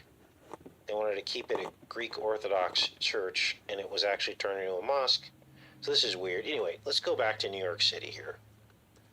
Unbelievable. That was weird. Right? Let's go back to Central Park here. Portrait Farmer, how you Get doing? back on track. going down rabbit holes. Let me put your Okay, channel so link here in the is comments. the swamp. Train the swamp. Oh, Central Park was welcome. actually a swamp originally, if you didn't know that. And let's go to Trump Aw, Tower. I love you, And let's look family. at Batman versus Superman. Now, when we found this one, I couldn't believe it. Both of these arrows point to Wardenclyffe Tower. Tight. You go into Google Earth. Let's turn off the streets here. I'm So just looking if I got any streets. backup Roads. Okay. backup roaches or something that I don't know I got back here. Now, if you take and see, these are arrows. Let's flip this around here so you get your orientation. Put this in the 3D view. So you take these arrows, which are definitely pointing somewhere. Right? This is Trump Tower here, and this is the IBM building. This is Superman, and this is Batman. Batman versus Superman. Now, if you don't know what this is about, IBM made these, what are they called? These punch cards to identify people's bloodlines for the Yahtzees in World War II. Are you awake yet? Whoa. Are you starting to see what's really happening here? IBM was criticized because they helped the Yahtzees by printing off punch cards to identify people's bloodlines. So here we have another bloodline thing going on here. To get home after Here's a long Batman day. and his bat boomerang, right? Home and is the always bat a good plane feeling. kind of looks like this too. And then you have IBM building. When you draw it's supposed a line to be, should I say? From like where these point, it points directly to Wardenclyffe Tower. There's the red line right there. I have it mapped out. Let's follow it along here. Let's go across the cityscape here, all the way to Long Island, Wardenclyffe Tower, where Tesla made free energy, we think. Probably made a time machine, a couple other things, and probably is the one behind all of these Hollywood films manifesting a reality that hadn't happened yet, is what I believe. Some kind of foreknowledge of things that had not happened yet. So here we go. We're on Long Island now. Just probably 20, 30 miles away. And let's go to Wardenclyffe thanks for saying Tower, that, bro. I need to. which just so happens to be right. Thank you for saying that, brother PDF. I definitely need to do that. Hey, man. Shout out to you for praying for me, man. I want y'all to know whoever's been praying for me. I feel it. Even if you haven't left me a comment and tell me I have some weird thing like that. But thank you for real for praying for me because it's actually working. So I just want to say thank you very, very much for praying for me. And for staying fire in the hole. Because I'm over here in the background, actually. I got a little bit of trees left. But I don't have that much funds left. I'm waiting for my crypto to go back up a little bit enough to get me to re-up on my supply of my medication. So in the meantime, I was also just looking in the background to see if I could find me some hope roaches or anything back there. I did not find any hope roaches, but that's okay because God is always taking care of stuff. I'm not even tripping about it. It's all right. Praise the Lord. Yes, salute to that. Next door. I will definitely be within a sparking up any mile cheers in you. of Brookhaven National Laboratory, who was smashing gold particles with lasers. Flashlight off, What cleaning could the they pot. possibly have been doing over there? And what does that have to do with Tesla? I'll show you Brookhaven in proximity to Wardenclyffe Tower. Well, here's Wardenclyffe Tower here. Obviously, it's not there anymore. It's defunct. It was torn down. There's some homes around here. Here's Wardenclyffe Tower, the site it was on. And, of course, Trump's uncle stole the papers. The sneaky IRS tax law that's sweeping the U.S. Hold on, we got commercials. I'm sorry about that. I'm just cleaning up my pipe right now in the background. All these people knew each other. This is why Tesla's tower, but it's not a baby wiping a chopstick. was so getting to close work back here. to Brookhaven, because it was all about smashing particles. It was all about laser physics. That's getting clean there. It was all about electromagnetics. And it was a very small engineering world back then. So of course Tesla knew John Trump. Of course he did. Wow, now it's stuck in Okay? And they probably worked together right over here.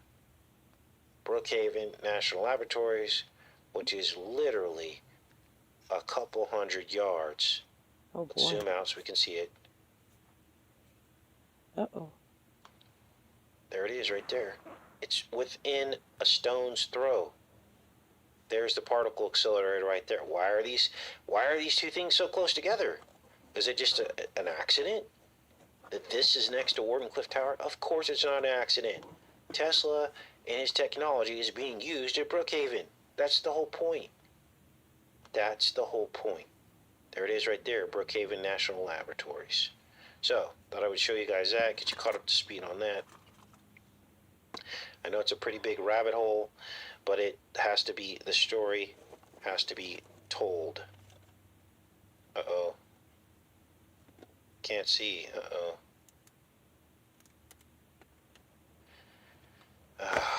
Unbelievable. Maybe the, let's see. Let's look at that again. Which part did it cut out at? You guys can let me know. No, I can't get this out of here now. Oh, screen's not locked.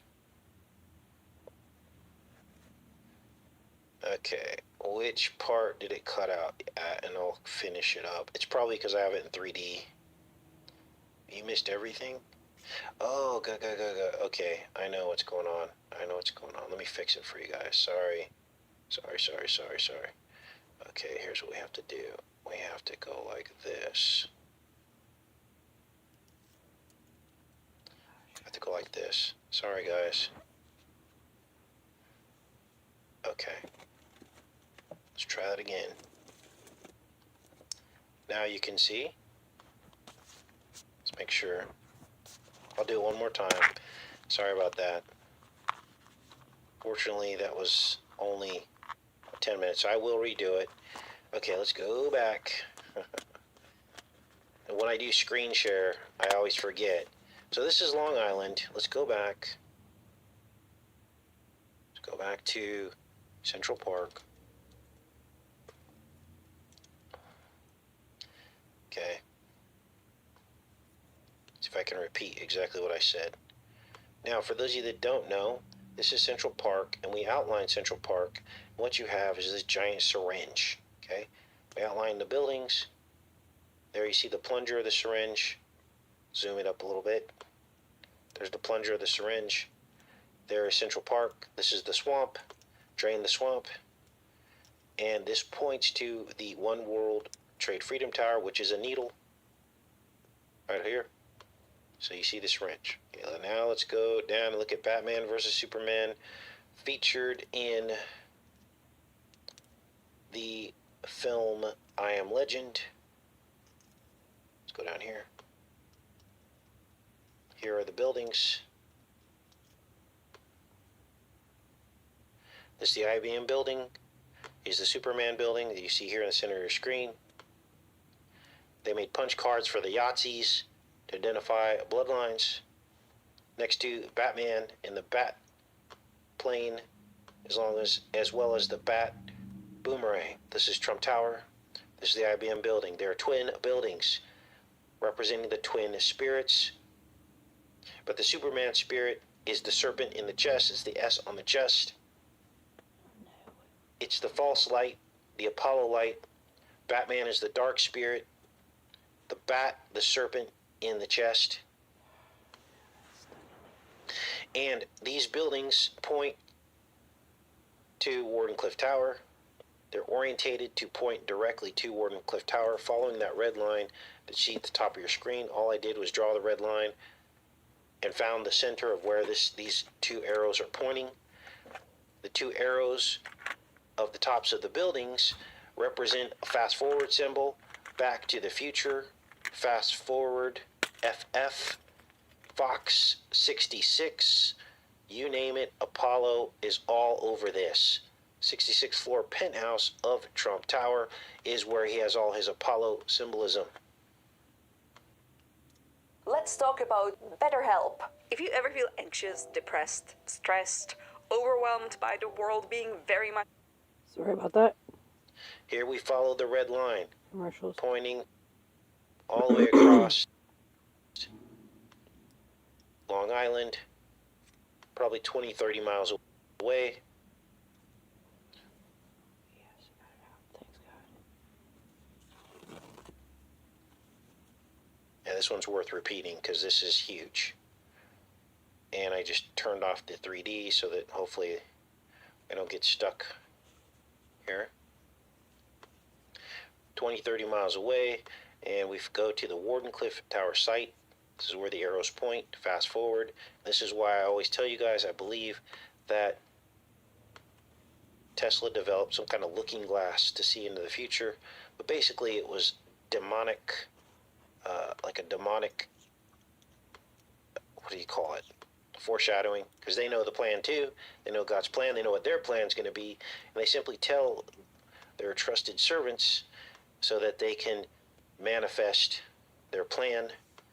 Tesla was consumed with the element copper, wasn't he? Yes, he was. Remember the copper egg experiment that he did? Here is Wardenclyffe Tower, the site of Wardenclyffe. Let's go down here so you can see it. This is on Long Island, about 30 miles away from the towers that pointed to it. John and Tesla knew each other. John Trump and Tesla knew each other. They had to have. This was a very small world back then. Not many engineers, electrical engineers working on this stuff. They're all in a club together. Here's Wardenclyffe Tower. And just yards away, within a stone's throw, is Brookhaven. And that's because the technology used at Brookhaven, most likely, is technology from Tesla. There's the particle accelerator. Wait, let me find it. Okay, there we are looking out toward the particle accelerators of Brookhaven National Labs. Let's come over here to it. Here they are right here. There's one big one there. What is the zip code of Brookhaven? You ready for this? And this is where we'll end the show. Zip code of Brookhaven. Before the Slim Towers were ever built, the zip code is 11973. Encoding both the opening date of the towers, which was 1973, and the date that they would fall on blind 11. This is why I tell people I believe whatever technology is hidden in here had something to do with how the towers fell. Let's go back into the chat. Wow. All right. Now, how do I know all this stuff? Well, it has nothing to do with me. I'm just a servant of the Holy Spirit. Nicely. And he discloses these things Finally, to people who care, who want to know the truth, who don't believe the lie. So, thank you, Lord. let's go into the chat here.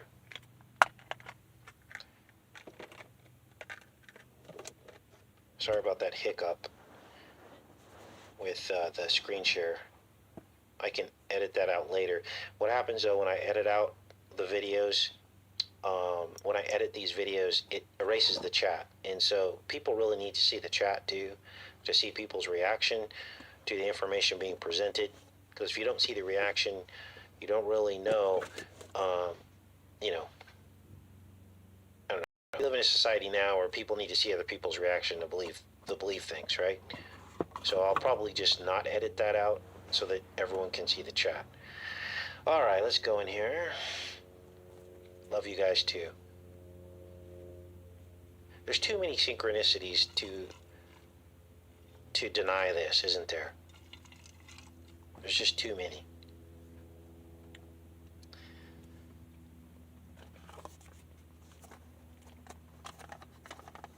So Dusk says just leave it. Yeah, I'll just leave it. It was only like 5 minutes, right? But it was weird how when we typed in Trump Tower, you guys didn't see that part, but I went into Google Earth and I typed in Trump Tower. Here, let's try it again. Let's see if it repeats it so you guys can see this, because you really need to see this part as well. Okay, watch this. That part I didn't repeat. Let's zoom this out. Let's start over. Now you would think if you typed in Trump Tower, it would take you to Trump Tower, right? But it doesn't do that. At least it didn't do it the first time I tried it. Let's reorientate the false Earth model here. One of you postulated that, remember we covered the Mobius strip yesterday? One of you were like, man, I wonder if that explains, the Mobius strip explains how the North and South pole stars are mirrors of one another. Because on the Mobius strip, basically, you can send an object along the strip, and when it returns the other side, it returns in a mirror. I was like, well, that's possible. Okay, let's try this again. Trump Tower. So I just typed in Trump Tower. And look, it takes us to the Hagia Sophia Mosque, which is what we covered. Now, I don't know how. Oh, look at this. There's a Trump Tower. Where is this? What? There's the Hagia Sophia. There's a Trump Tower over here? Wait a minute. There's 2 Trump Towers. Let's go over here. Whoa. Gotta look at this real quick before we end the show. Cafe Nero? Trump. What? Everybody's been saying he's Nero. Look at this. Cafe Nero and Trump Towers. This is just a search. Trump. Cafe Nero, Trump Tower. Cafe Nero next to Trump Tower. Okay, we gotta see this. Oh, I guess he has a tower over here. Sizzly Trump Tower. Cafe Nero. Well, people have said he's Nero, so. Sizzly Trump Tower. Let's go down the street view. That might be his building. It says Trump Tower. On the street view. Is there a street view here? Let's go look at this tower. Whoa, look at that. That's crazy. Guess that is his building. He's got buildings all over the world. Migros. Okay. Well, I don't know if this is his or not, but that's what it says. That's the label on Google Earth. And this is in the country of, I think this is Turkey. Where's this? Yeah, I guess this is Turkey. Because there's the idea right there. Now there's another one over here. It's another Trump Tower. Across the way. Where'd it go?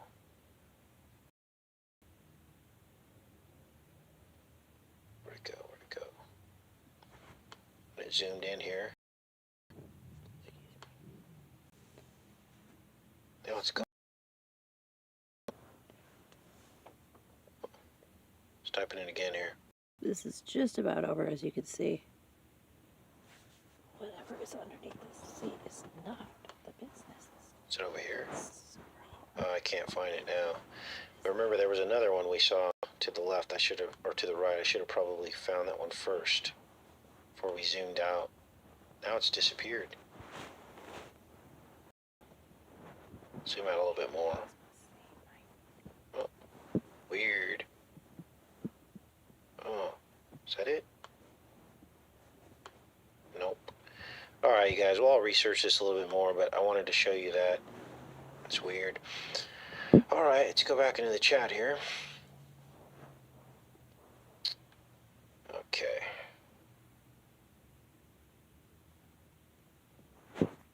Bad Dawn, yes. Istanbul. Type it in again. Try it again. There was another one over there. Here, let's just do this. Zoom out. Let's start over. Okay. Trump Tower. way.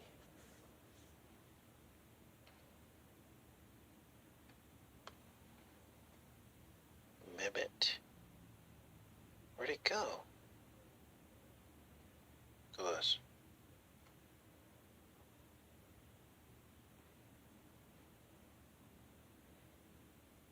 Huh. That's weird. Let's try this.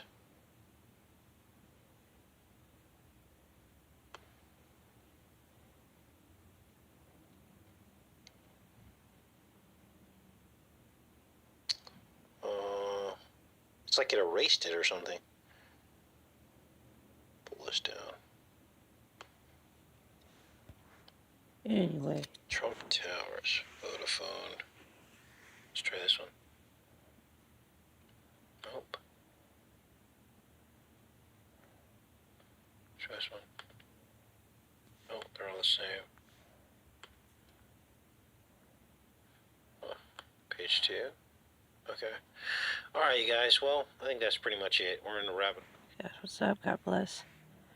Brother Casey over there at Enter the Stars. Keeping it pushing. We got lots of stuff to get into. Maybe later on this evening, or maybe in the wee hours of the morning. Obviously, not too loudly, because respect. But maybe we'll get into some music, you know what I mean? Maybe we'll create some tunes or something. Who knows?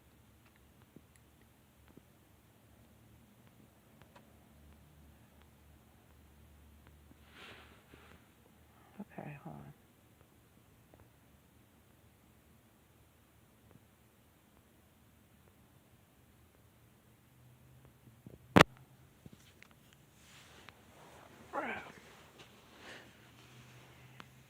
I definitely need to burn one. My hip is really bugging. Part of it is this dang seat. I'm not sure what I can do about it. I gotta adjust it somehow. The cush under my tush is not so cush. It's messing up my hip. Oh, Lord Almighty. Let's see. Let's take a look at this real quick. I haven't seen it yet. Studies show that kids start making up their minds about alcohol as early as 9. 9/13, that's my birthday, Manny. Over the past 6 months, we have been investigating as well as exposing the truth behind all of these food processing plants that have been catching on fire and burning to the ground. The Dutch farmers in the Netherlands protesting against their government. How the people in Sri Lanka nearly starved to death because of a ban on synthetic. For dang sure. This is the A Time for Judgment channel. I haven't seen this video yet. How are you doing, brother? Mr. Lovett. God bless you and your family. A veil has been put over the eyes of humanity. Evil people in high places have been hiding the truth in plain sight and building a false reality on lies and deception for far too long. And now, their time is coming to an end. It's too many drunk 9-year-olds out here. Hey man, you ain't getting no. It's not a joke at all. That's sad. Well, I ain't trying to be nosy. Where are you at on this place that we call Earth, right? I'm sorry. I gotta fix my seat, y'all. This thing is really uncomfortable, and I surely just can't go on like that. That's not gonna work. Yeah, we're gonna have to fix that. That's gonna have to be a fixed situation. Okay, let me just remove this. That might be helpful. I don't know. I'm gonna give it a try. It's a good idea to give it a try. Hang on now. Okay, fix that. And that. Maybe this will be helpful. I don't know. It's worth a try.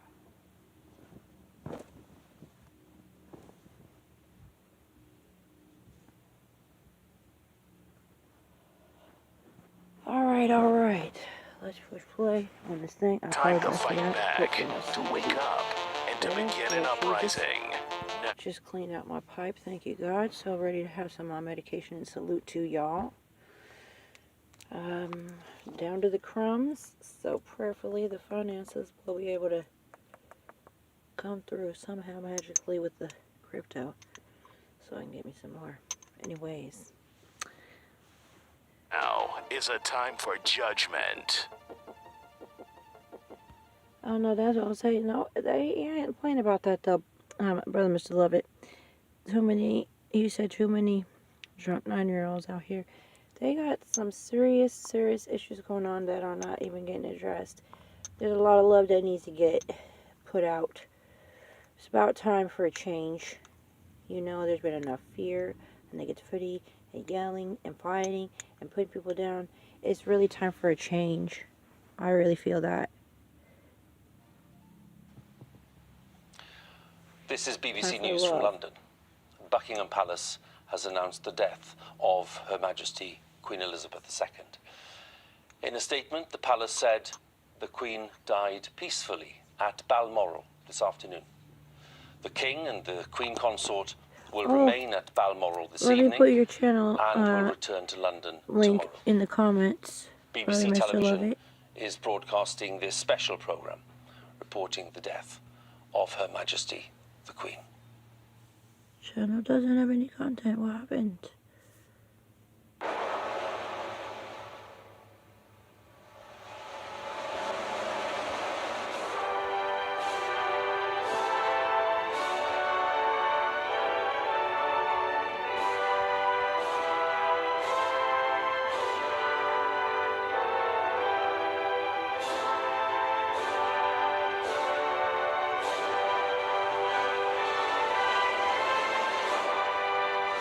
Okay, there we go.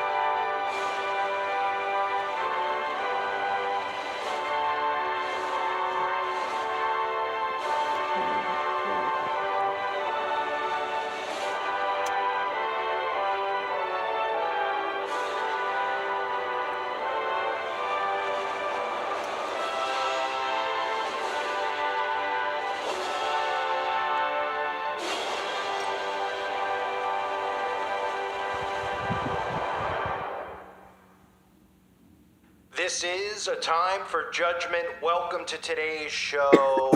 If you haven't heard, I'm sure you have, the Queen has left. Now, most people believe the Queen left a while ago, but we did see, supposedly, the Queen during the Jubilee. And I'll show you a video clip in a minute or two when I talked about that and how that was a ritual for her passing, the ritual they did at Stonehenge. Now, the Queen, obviously, there's a lot of things that, you can look at with the occult. You know the Queen's involvement. You know that the Queen is as wicked as they come. And the bloodline is as wicked as they come. What comes up this? Well, we have King Charles being announced as the king, which I'll cover in a separate video. But we have, just some random coincidences, like Harry and his wife just happened to be over there in the UK, coincidentally, for this ritual that took place in Scotland, right? Her whole family gathered at her Scottish estate after concerns grew about her health earlier on Thursday. I thought they were in America. Oh, they were touring the UK then. So conveniently they were there along with the entire family because these are rituals. These people choose when they're going to go, and they have ceremonies beforehand that gets the people involved in the ceremonies as part of spell casting, as part of sigil magic. That's what the entire Jubilee was. It was a precursor for this. That's why they put her image on things like the Arch of Baal, okay, which is another satanic monument, the Arch of Baal, which I've covered in the past, which we see monuments of it all around the world, just like we see obelisks, which is supposed to be Satan's shaft, Baal's shaft. We see the Arch of Baal, and we, of course, saw Stonehenge, which was used, which I'll show you in a second. But they say with their eldest son, Charles, is now the Prince of Wales, will lead the country in mourning as the new king and the head of state for 14 Commonwealth realms. Now, what really changes here? Nothing really changes. They're all wicked people. We know and have seen Prince Charles and his involvement with the World Economic Forum. We see his involvement with pushing this climate change, and really, obviously, the Queen's on board with that. And if you don't know what the climate change agenda is, you better get with it, because you're going to lose all your rights, and they're going to blame it on something that you can't argue about. And we all have to, every single person's involved, and everybody loses their rights, except, of course, for the elites and the controllers. So this statement was released from the king. He said, "The death of my beloved mother, Her Majesty the Queen, is a moment of the greatest sadness for me and all members of my family. Yes, at 96 years old, you have your 9 and your 6 there. Also falls 1 day short of 9922, which would give you 666. But he says, we mourn profoundly the passing of a cherished, sovereign, and much-loved mother. I know her loss will be deeply felt throughout the country, the realms, and the Commonwealth, and the countless people around the world. He said during the period of mourning and change, he and his family would be confronted and sustained by our knowledge of the respect and deep affection in which the Queen was so widely held. In a statement, Buckingham Palace said, the Queen died peacefully at Balmoral this afternoon. And again, they choose these dates in advance because these people don't just leave the earth. They don't have strokes. They sacrifice themselves to Satan. That's what their belief is. That is what they do. They offer themselves. And these people go and they gather and they do their freak show rituals where they drink each other's blood and do all that type of crap, which is why everybody was already gathered out there in Scotland conveniently, right? They're like, oh, they flew in from some, oh yeah, sure they did. Wink, wink. Now, when I covered the Jubilee in June, this is what I said. I'll show you a clip from the video that I did in June on the Jubilee and how it was a precursor for this happening. Now, some people will say, well, she's 96, so it's not like, we didn't see it coming. Well, that's understandable. I'm not sitting here trying to say, hey, I told you so. Everybody knows, that these people go at some point in time. But when they do these rituals in advance, like they did with the Jubilee, I specifically want people to see that this stuff is planned out. Stonehenge is a place for satanic worship, and a place that they believe that they transition and ascend. So they did a ritual with her. They picked Stonehenge randomly in the Arch of Baal. We're supposed to believe that to put her mural on. And then, of course, a few months later, she just conveniently goes. And people will look at it and they'll be like, well, she was old. She died. That's what happens.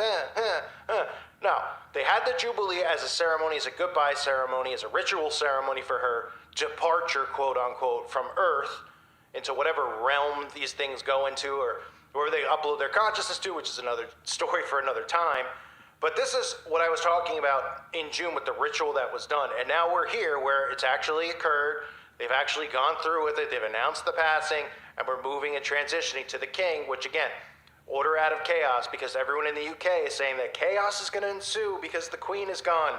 Things are going to go from bad from worse. People have to already shut their power off. The grid's failing. There's a food shortage. All plays in perfectly with the narrative, the transition to the buffoon King Charles, right? As if the Queen wasn't a buffoon. They're all same bloodline. They're all doing this stuff. Remember, they're all playing a role to the destruction of the world, the governments around the world, destruction, falling, Phoenix rising from the ashes. But this is the clip and what I talked about in June. But it seems like this could be a potential ritual for the Queen to make her exit, because the Queen is being displayed all over Stonehenge, as you see on the screen, in what is one of the most bizarre things you will ever see them openly do, because, if you can't spot a ritual like this and you think that this is just some commemorative thing because it's her Jubilee, which is her 70th year on the throne, as she's age 743 at this point? It feels like it's her 2000th year on the throne, but they're celebrating the Queen, and there's this big ceremony going on all around the world. I mean, if this doesn't seem like a ritual to send her off, because remember, they used to use, Stonehenge for these rituals for the recently dead, the kings, the queens, the false gods, as they make their transitions into ancestors. Well, you're the guy with the gun, the person who would do anything to protect the ones you love. But did you know you could go to jail for simply... What could we look at this and think it could possibly mean? Well, to me, this possibly means that they're going to tell us really soon that the Queen's no longer with us. Hey, what's up, Brother Sassy? Right? And they'll do another big ceremony honoring her. I can see it happening this year. I love you, bro. She's probably already gone. How you doing? Probably already in the metaverse somewhere, wherever these people are putting their consciousnesses, because they're, of course, they already have the technology in place where they can be immortal and live forever and be stung by locusts for the rest of eternity, like scorpions. So how can you not look at this and think it is potentially a ritual for the passing of the Queen instead of commemorating the Queen? So I gotta come catch some of your lives again soon. Ritual around the world where everybody's going to watch all these things on, even in America, they're putting all this stuff on TV of the Queen and honoring the Queen's legacy. So people are all... Hey, it ain't too hot now no more, Brother Sassy. For you, are you out there picking them berries still? Gushing, oh, the queen, Yeah, and then things look delicious. Right? Then they're showing you the Stonehenge and the other rituals they're doing all around England and all around the UK and wherever else around the world, let's pretty much say. Stop, and then eventually, of course, like most of the time. Just pardon my dog for a second. Stop in there. That's rude. Don't be rude, please. Respect. Hey, respect. Don't be rude. No, no. Respect. No.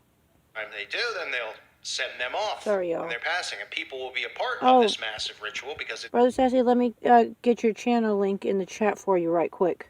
put on this box that everybody sits in front of and gets I do apologize for my dog. He's very by, protective. you know. Sorry. However, Stop barking. these types of rituals usually associated with these people usually mean that something is coming. Well, everyone pays homage to her this year, so it could be later in the year, who knows? But she could already be gone and already have made her, quote unquote, transfer to, the next dimension or whatever these freaks believe. So there's a lot of things that pointed to that being a ritual. The reason I'm doing this isn't to say I told you so or anything like that, because anybody could look at the Queen and be like, well, the Queen's going to go at some point. She's 5,000 years old. Well, yeah, of course, we all understand that. But I did a video, and I'm telling you now is because I hope that people will see that what these elites do is they do these massive rituals for themselves before they're going to pass. And when these people pass, it's because of their choosing. They offer themselves as sacrifices. But there's a lot of signs that also point that this is obviously a scheduled passing. Let's talk about the convenient one. Harry and Meghan are coincidentally in the UK for a number of engagements and are also traveling to go visit the Queen. Wow, that's really convenient, that they're all there for the giant ritual, right? Because that's how it works. They didn't know ahead of time. It's just convenient that they're all there. And of course, Prince Charles is there, Prince Anne is there, Prince Andrew's there, Prince Edward's there. Because these rituals, this one would be at Balmoral Castle in Scotland, they all involve the family members. They all involve doing these sacred ritual sacrifices that, again, they're done by choosing. People think a lot of the time, and there's a reason to think that people are ritual sacrifices, but they forget to realize that these people offer themselves at certain points. So instead of the Queen just croaking in her sleep, it's more important for them to say, okay, you pick when you're going to do it, and then they offer themselves up, and they all do a massive sacrifice offering where she sacrifices herself. Somebody comes in, they do the ritual, which involves blood and all that stuff. They love drinking it, they love bathing in it. Pretty disgusting stuff, but that's what they do. That's what they do. They don't just go. These people aren't just passing in their sleeps. They aren't just, oh, the Queen's 95, she just fell down the stairs or something like that. No, they select when they're going to go because they want to go as offerings to Satan. You'll see that in other videos that I've done in the past showing you this stuff.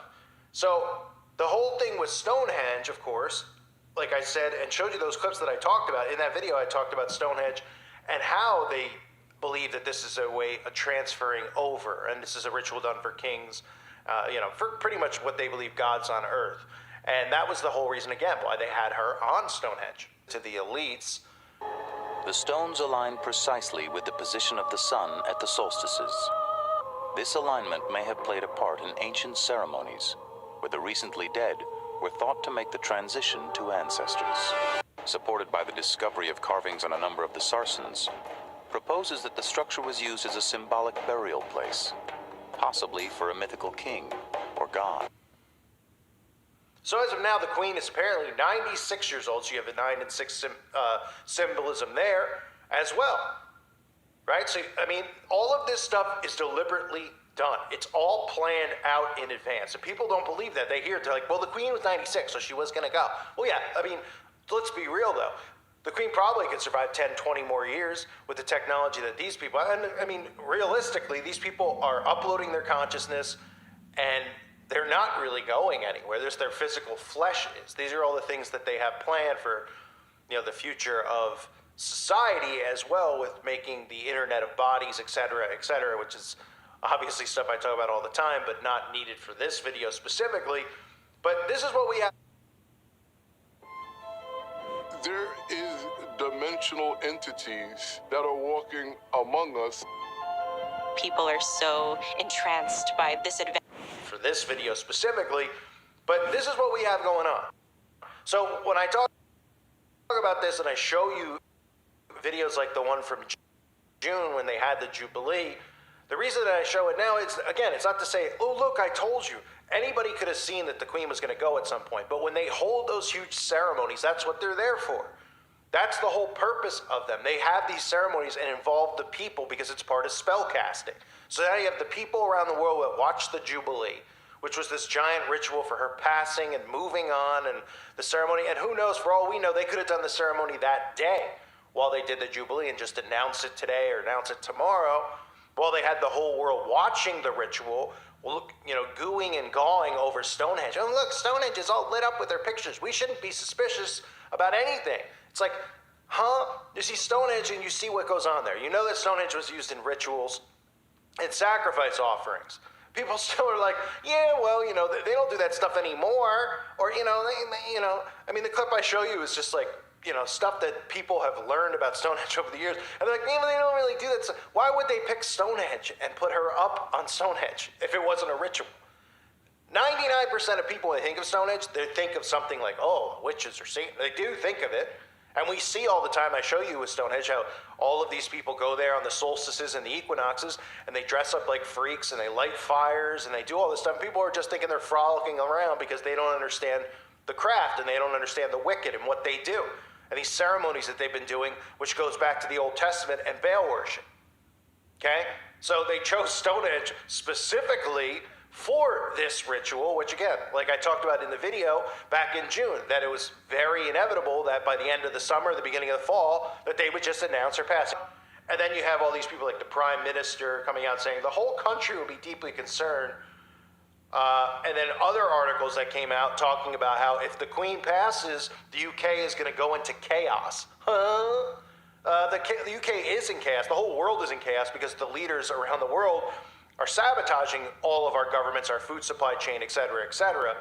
I would think the 96-year-old Queen going down wouldn't, But, they say this stuff and they're like, no, now we have an excuse to tell everybody why, the UK's supply chain is so short and why they have to shut their electricity off and the power grids down because the Queen passed. So it's chaos. And the zombies just go, oh, yeah, did you hear the Queen passed? No, well, now there's an excuse for everything being the way it is.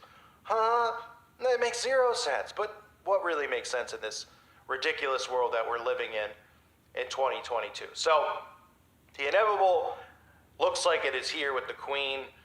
Again, the ritual was held, the Jubilee. And remember, as well, I covered the giant DNA strand that went up to the tree of life that she did at that ritual, or he did, or it did, the reptile did at that ritual. It's so obvious how these people operate if you know how the occult operates. And people do know how they operate. People are like, I don't know how they operate. How do you know, man? What are you, in it? Were you in it?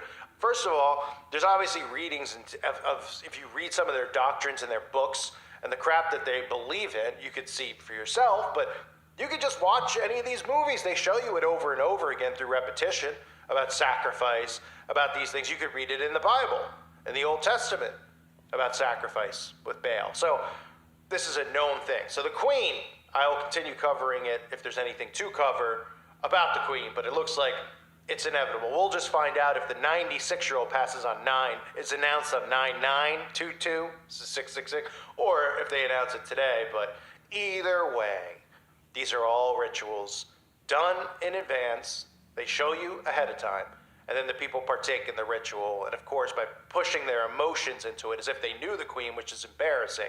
The fact that people actually worship these people who have done nothing but destroy society, enslave society, and people just get, oh, the Queen, oh, the President, oh, Trump, oh, Biden. These people are destroying our lives on a day-to-day basis. So if anything, probably should feel the opposite of what they tell you to feel, which is celebrating and mourning? No.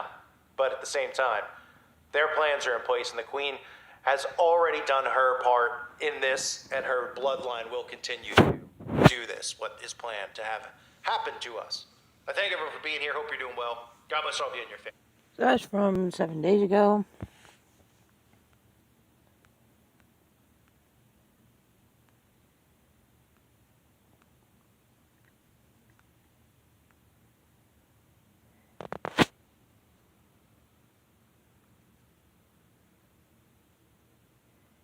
On Wednesday, September 14th at 2:22 p.m., the Queen's coffin will be moved from Buckingham Palace to Westminster Hall for lying in state, 222 again. which will end on the morning of the state funeral, 2:22 p.m. And in Gematria, British royal family equals 222. Order out of chaos equals 222. Crazy. Antichrist system equals 222. As above, so below equals 222. And the word beast equals 222. But most importantly, British royal family equals 222. And on Wednesday at 2:22 p.m., the Queen's coffin will be moved from Buckingham Palace to Westminster Hall for lying in state. Wow. Guys, learn this simple code called Gematria, and you can see right through the scripted coded news every day. And most importantly, keep looking up, because we are living in the biblical end of days, and Jesus is coming thumbs up. very and soon. There was 222. God bless. Day after my birthday at 222. That's many.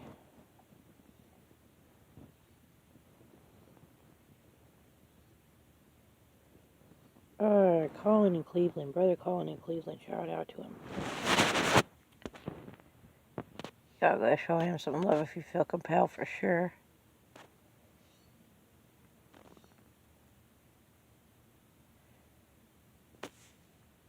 Shout out, Brother Divergent. Smuggling beer into a war zone is not the smartest thing I've ever heard of. It's not the worst either.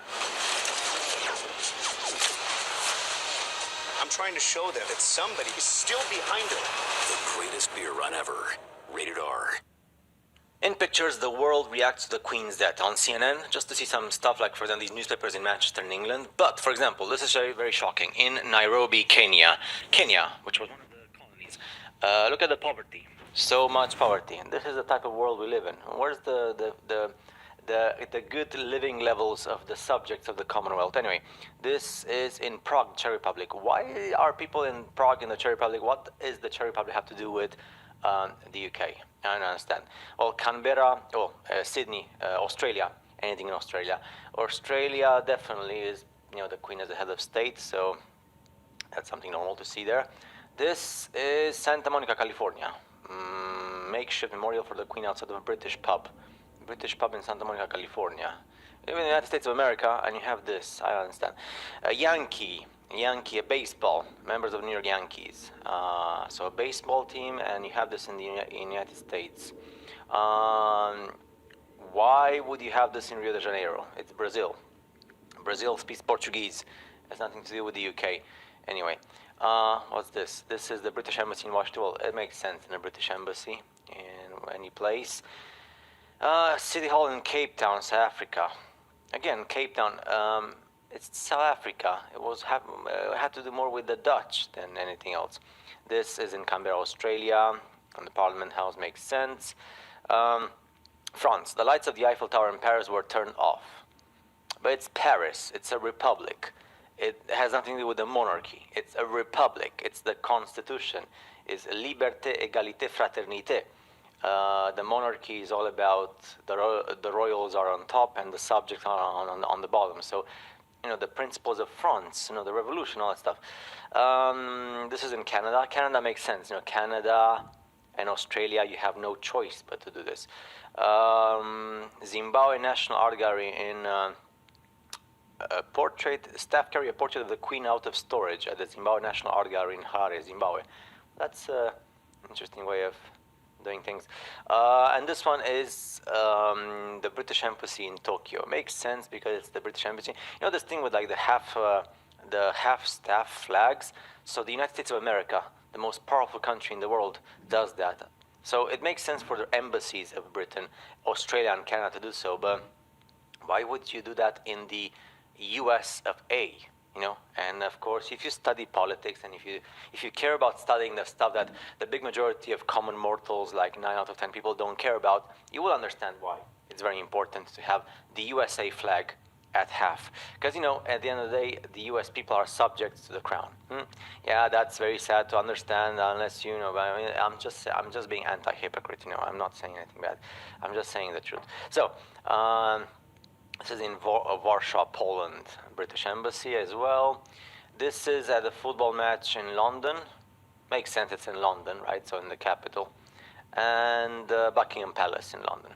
So yeah, the thing here was about certain places in the world, and especially the thing that struck me the most in the face was, the most powerful nation in the world, which is an experiment anyway. So all this with the Constitution and being a republic, and then at the end of the day, when you study real politics and real history, you find some stuff which is public. It's there. It's just CNN and like the big newspapers and stuff don't speak about that. But it's there if you want to know about it. And when you find out about that truth, you say, wow, the world is such a boring place. See you next time. In 1939, an international... That's funny. Shout out to Brother Divergent for sure.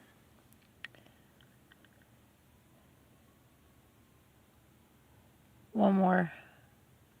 organization headed by John D. Rockefeller.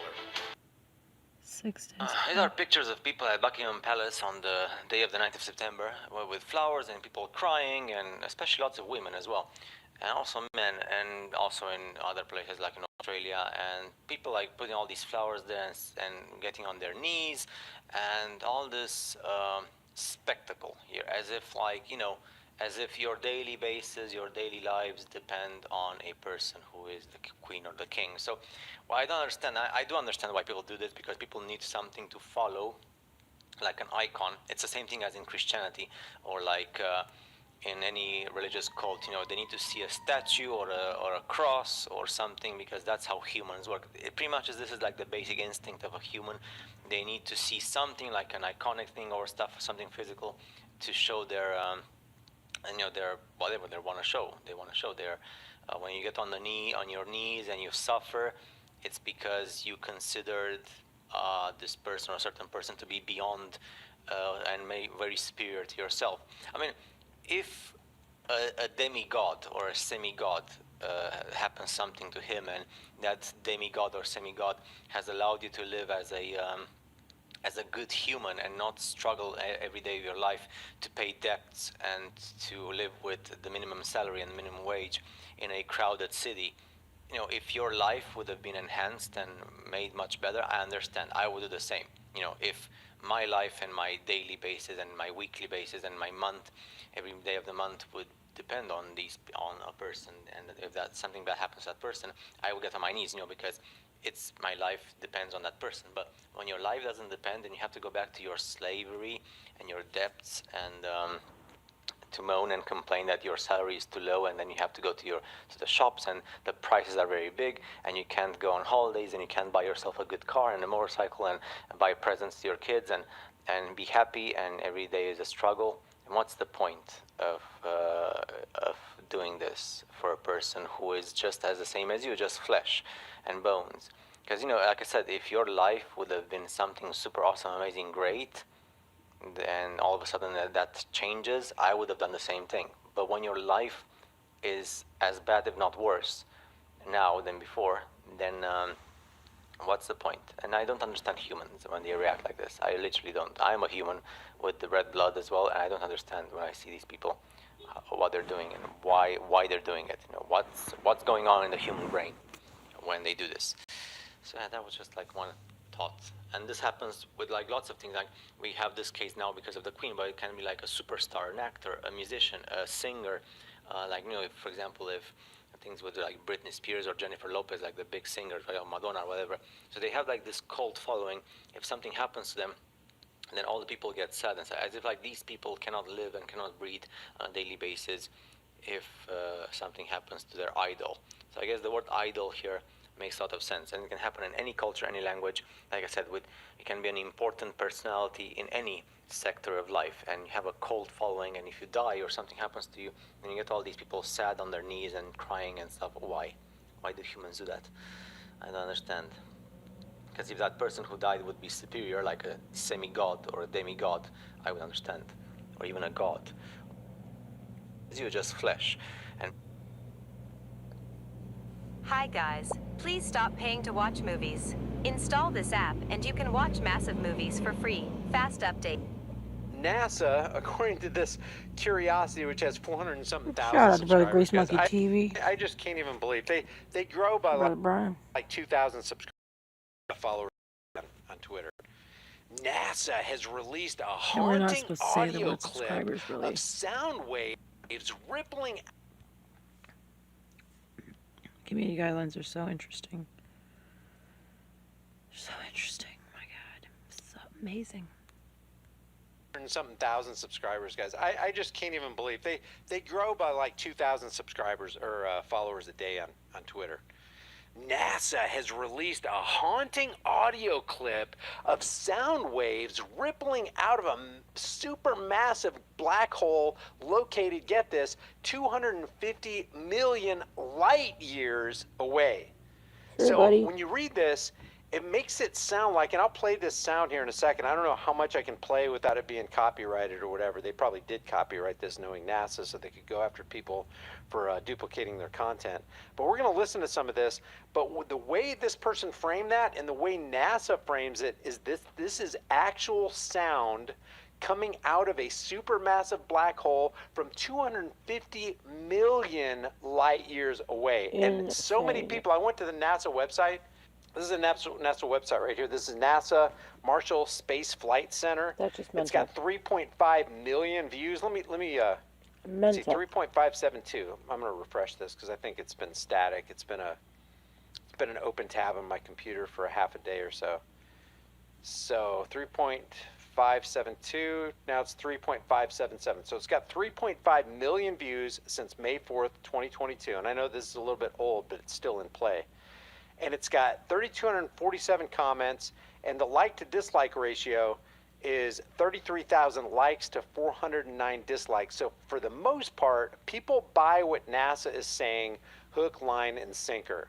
Oh, this is an actual image of Jupiter with the two moons crossing? Okay, we believe it. Oh, this is actual sound emanating from a super black hole 250 million light years away?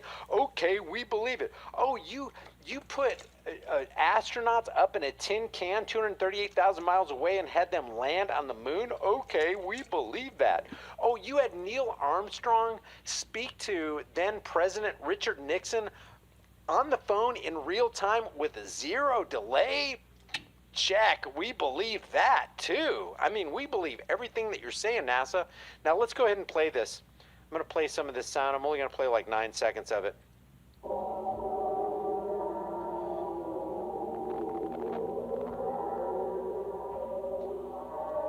Eerie and creepy, right? Kind of strange. If this is actual sound waves making its way across the vacuum they say exists, across the galaxies, 250 million light years away to wherever this space probe is, that's pretty crazy. Let's listen to some more.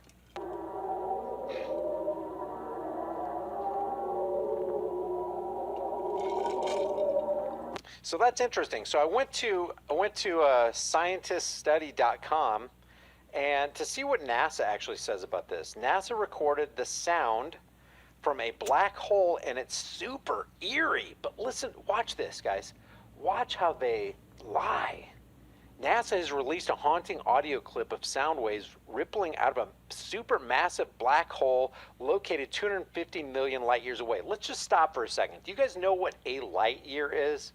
It's a unit of astronomical distance equivalent to the distance that light travels in 1 year, which is 9.4607 times 10 to the 12th kilometers, or nearly 6 trillion miles. Remember how big a trillion is? If somebody gave you $1 for every second you were alive, which would be $86,400 a day, that's $1 a second. How many days or how many years would you have to live to collect your first $1 trillion? You would have to live 31,709 years to collect your first $1 trillion if you made $1 for every second you were alive. That's how much a trillion is. But a light year covers 6 trillion miles, and this is supposed to be 250 million light years away, which is 250 million times 6 trillion miles. That's how many miles it's supposed to be. 250 million times 6 trillion? What staggering number is that? How do you even pronounce that number? How do you even wrap your mind around a trillion, let alone 250 million times 6 trillion? But that's where they got this sound wave, and the sound wave travels way slower than the speed of light. The black hole is at the center of the Perseus cluster of galaxies. We believe you, NASA. And the acoustic waves coming from it have been transposed up to 57 to 58 octaves, so they're audible to human hearing. So you couldn't hear them at first. So I don't know how you detected them, but somehow you did detect something you couldn't hear, and then you upped it 57 to 58 octaves so that it could be heard. But then, look what it says. Hilarious how they put this. The result below, released by NASA, that's what we just heard, in May, is a sort of unearthly, obviously, howling that, if we're honest, sounds not only spooky, but a little bit angry. And then they say, it's the first time these sound waves have been extracted and made audible. So they extracted it, they transposed it, they upped it 57, 58 octaves and made it audible. But wait, there's more. So what's going on in this recording? We might not be able to hear sound in space, but that doesn't mean there isn't any. In 2003, astronomers detected something truly astonishing. Acoustic waves propagating through the copious amounts of gas surrounding the supermassive black hole at the center of the Perseus galaxy cluster, which is now renowned for its eerie wails. Oh, it's now renowned for its eerie wails because it looks like somebody, NASA, created the sound brother so that you could hear that. J315?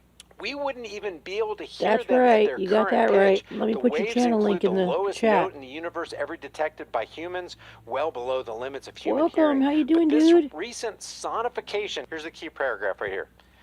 Because of you, brother J315, I'm putting your channel link in the chat right now. If it's the Lord's will, to this evening later on.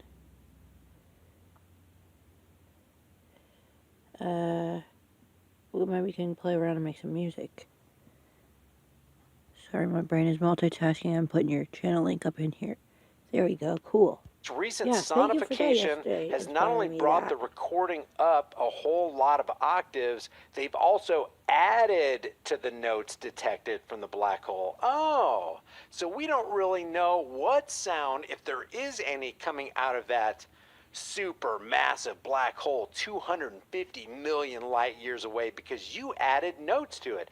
You upped the scale. You transposed it. You completely changed this whole thing around. So how do we know that this wasn't Earth created and not super massive black hole created? Added to the notes detected from the black hole so we can get a sense of what they would sound like ringing through intergalactic space. So what we got here is, if you just read the article admits that they're not actually playing a recording that strictly came from this black hole 250 million light years away. What you're actually hearing is something that man added a whole bunch of stuff to it so that you could hear it, otherwise you wouldn't be able to. Wow. Just another way to deceive people. And you know what? And they have to do this because who wants to give up $61 million a day? That's what NASA makes. It's like 18 to $21 billion a year NASA gets from fleecing the American tax cattle. So they have to continue doing this stuff. They have to continue with the CGI. They have to keep propping up certain kinds of deceptions, or they're going to lose their funding, and they don't want to lose their funding. They don't want to hop off that gravy train. Why would you? That's a whole lot of money. Can't start telling the truth about what's actually going on in NASA, can we? So let's just concoct something about something that came out of the Perseus galaxy 250 million light years away. They're never going to be none the wiser. Just disgusting, man. It's truly highway robbery. Yeah. Shout out, brother Grease Monkey. Grease Monkey TV.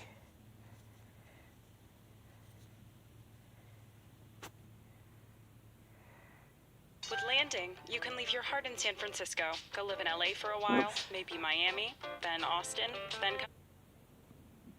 Are we supposed to suddenly believe that the big bad tech wolf has now turned into a sweet grandma? Oh no, I wouldn't cry. Guys, are you watching? The COVID narrative is changing. Whether it's booster shots tested on 8 mice, the admission that vitamin D is effective, that natural immunity works, or a whole host of new revelations, the story is falling apart. You were right. You told us you were right, and now it's finally coming out.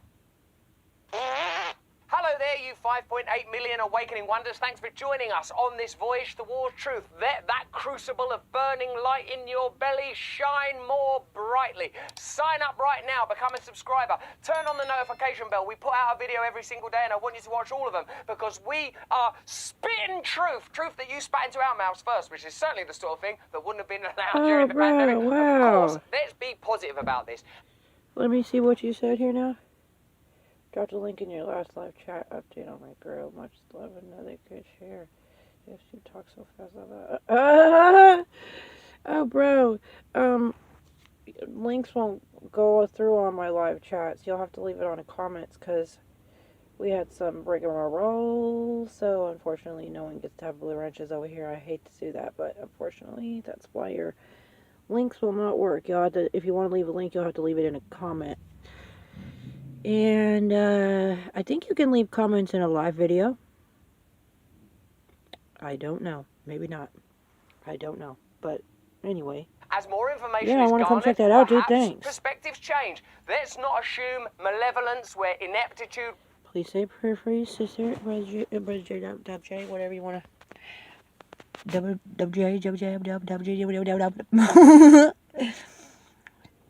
They do want you to see this. Shout out to you.gov. We love you so much. So much. This is what they want you to see, so there you go. You're welcome to go and check it out on your own time. You just heard what the website was. You're welcome to check it out. This is a rapid version. Ba-bam. Okay, we did that. Fantastic.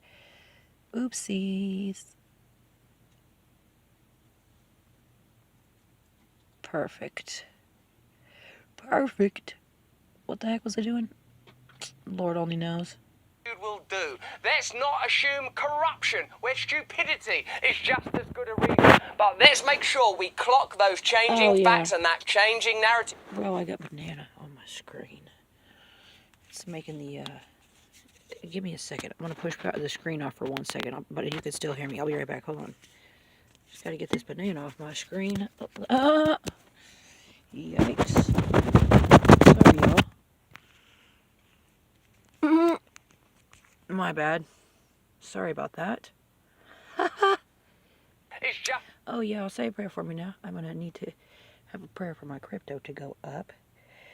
Because my trees are extremely down. And I mean extremely down. I'm down to, am I going to make it through the night status, y'all? I believe it. God's going to make a way. There's good a reason, but let's make sure we clock those changing facts and that changing narrative. After all, who's got time to be scared of COVID? There's a cost of living crisis to terrify you into submission now, but let's stay on top of this, because remember, it's important to pay attention to what we were told and what's being revealed now, so we can see what might happen with current narratives. Oh, it's Putin, it's Putin. Is it though?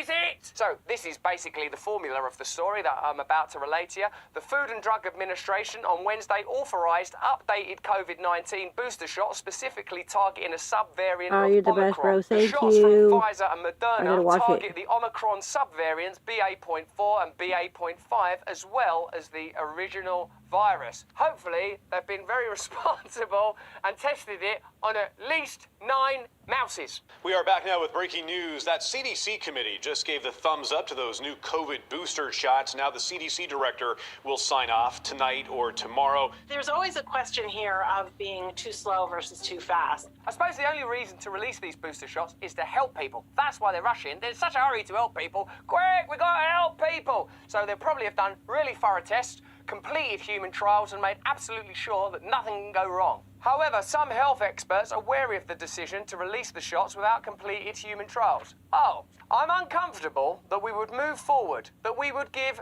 millions or tens of millions of doses to people based on mouse data. Wow. Pull off it, told the Wall Street Journal. Mouse data. That's does crazy. that mean little tiny squeaky bits of data, or does that mean data that you've only tested on mouses? Oh, there's no meaningful difference between a human being that can build a cathedral, write a poem, or invent an iPhone, and a mouse that can do just little pellety shits in a hole in the wall. Pfizer presented preliminary findings in 8 mice. 8! Not even 9 mice. That's just like, you don't even need to use your thumbs to count That's the number insanity. of mice. Right, how many mice we got? 1, 2, 3, 4, 5, 6, 8. You can still tell that many. I could do a trial better than that. Here, I could probably find 8 mice around in here. Might as well have just tested it on one boy band. We tested it on all of NSYNC, and they all seem fine. What about that one? No, yeah, he doesn't look good, does he? Last week, dear. Chief Executive of AstraZeneca, Pascal Soriot, admitted to the Telegraph, a British newspaper, that widespread annual COVID-19 booster jabs are not a good use of taxpayer cash. Not a good use of taxpayer cash. How many times do you think that? Do you think that when you're bailing out energy companies? Do you think that when you're paying out to military-industrial complex? Do you think that when you're sending lethal aid to Ukraine so that they've got missiles? Hey, I know that war is a terrible, terrible thing, and maybe a missile is exactly what you need. But your money is paying for it, so I think your voice is important. And I think one of the challenges is if we wait for those data to emerge in human data, not just mice data, in human data. Yeah, I mean, like, it's good to know what happens to mouses, of course, but is a mouse different than a person? I don't know. I was talking to my husband yesterday, and he said, so, you know. We will be using what I would consider to be a potentially outdated vaccine. We can't sit around waiting for human beings to allow us to test on them. Mouses, they got no choice. You pick that fucker up, you inject it, you see if it dies, you release it to the public. We can't sit on our asses not making profits, not helping sick people, can we? Mouses, that's always the answer. According to Forbes, in 2018, the biopharmaceutical industry provides 75% of the FDA's drug review budget. So when the FDA are reviewing a drug, the money they're reviewing that drug with That's comes hilarious. from the pharmaceutical companies. So the agenda and objectives of the pharmaceutical companies might have an impact in the way they trial drugs. Okay, well, first of all, the main thing, if you're giving a drug to humans, I guess we got to see what it does to humans. There's no fucking time for that. Or mouses also would be just as good. I put this mouse, I got a little head on the guy. See? It's almost like a person. This mouse is very forgetful, so this one we can make president of the mouses, right? Oh, good. Well, that fell asleep. Nice little mouse. He seems okay. Yep. Release the drug. Sponsorship. YouTube Premium gives you ad-free videos, commercial. mobile downloads, and background play.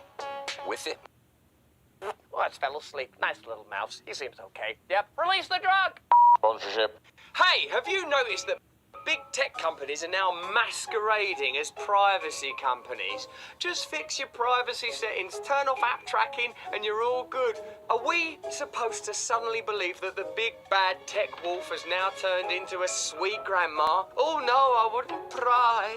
Big tech feeds on your information. They can't stop themselves looking at what you do online. Oh, you dirty Oh! When you use the ExpressVPN app on your computer or phone, you hide your IP address so websites can't use it to find out your real location or track what you do online. It takes just one click. How hard is that? Just one click to protect up to 5 devices. Visit expressvpn.com/brand to get an extra 3 months on a 1-year package. That's expressvpn.com/brand. That is how I keep the big bad tech wolf from my door, you saucy bastard. Close to 45% of its entire budget comes from these user fees that companies pay when they apply for approval of a medical drug or device. Do you think using your brain that God gave you, or that emerged from complex processes of evolution and cosmological explosion, that it would be a good thing if the FDA, the Food and Drug Administration, was funded neutrally and was not reliant on the companies that it's regulating? Couldn't you, with the stroke of a pen, just go, pharmaceutical companies are not allowed to contribute to the funding of the FDA? Why can't you do that? Oh, it's too complicated. Yeah, I know you've got a counter-argument. I know you go all over the gaff to come up with a complicated counter-argument. But it's basically this, isn't it? You want to release those drugs because it makes money to release those drugs. That is it, isn't it? Listen, we've tested this argument on many, many mouses. And every single one of these independent mouses agreed that we were doing the right thing for America. Mouses. That's the argument for the boosters taken care of. But will Joe Biden be taking his? Can we expect the president to get his booster shot next week? So I don't have any dates to announce yet on when he will get it, but obviously the president was just infected with Omicron and is really well protected, as you all know. Oh, what, like with natural immunity that the president produced in his own body that Pfizer can't charge for, or Moderna can't charge for, allegedly. That's weird. Natural immunity is okay now, because I seem to remember that in September 2021, Instagram banned #NaturalImmunity, saying it's fueling conspiracy theories. So that's the White House there doing a little bit of a conspiracy. I think what we've got here is finally a video that you can show to the people that argue with you. You know, people go, oh, listen, you COVID idiot, all that kind of stuff. Just go, listen, you. Here's the argument. That booster shot's tested on mouses. The White House is admitting that natural immunity is effective. Vitamin D has been proving to be effective. And I've got some news about ivermectin that's going to embarrass the horse-paste crew. Right now against COVID. So CDC has always provided that guidance on timing for boosters as it relates to prior infection. And they'll do that here as well as it relates to the president and your question. It must be so hard, mustn't it, to keep it going? So go, oh shit, natural immunity, we said that was Of course, there's a sort of the timing thing on that. You know, like with all like natural immunity, we gotta watch it really carefully. What about new booster shots? I don't know, just get one family of mices, throw them in a bucket of Pfizer sludge, and then release it to the population. Oh, natural immunity, made by billions of years of evolution. Let's start querying that. Stuff that Pfizer buys off BioNTech. Well, we also tested this one on Donald Duck, and he seems okay, although he did forget to put his pants on this morning. But then so did Joe Biden. On timing for boosters as it relates to prior infection, and they'll do that here as well as it relates to the president and your question. But he will absolutely get his updated booster and will encourage eligible Americans to do the same. Now let's cover a drug that Joe Biden for sure has had. I'll take what that guy's having. This week, USA Today reported that Pfizer's COVID-19 pill appears to provide little or no benefit for younger adults. Oh, so that was misinformation and disinformation and kissinformation and pissinformation when they were telling us that, right? Right? The results from a 109,000 patient Israeli study are likely to renew questions about the US government's use of Paxlovid, which has become the go-to treatment for COVID-19 due to its at-home convenience, unlike the inconvenience of natural immunity. The Biden administration has spent more than $10 billion purchasing the drug. Fortunately, that'll be from companies that have no financial ties to Congress, either through Congress members owning stocks or through millions of dollars of lobbying money. So there's definitely no other factors that could cloud that. And if you're worried, we could just do a test on 1 or 2 mice to see what they do. Follow the cheese, man! Just follow the fucking cheese! People between the ages of 40 and 65 saw no measurable benefit according to the analysis of medical records.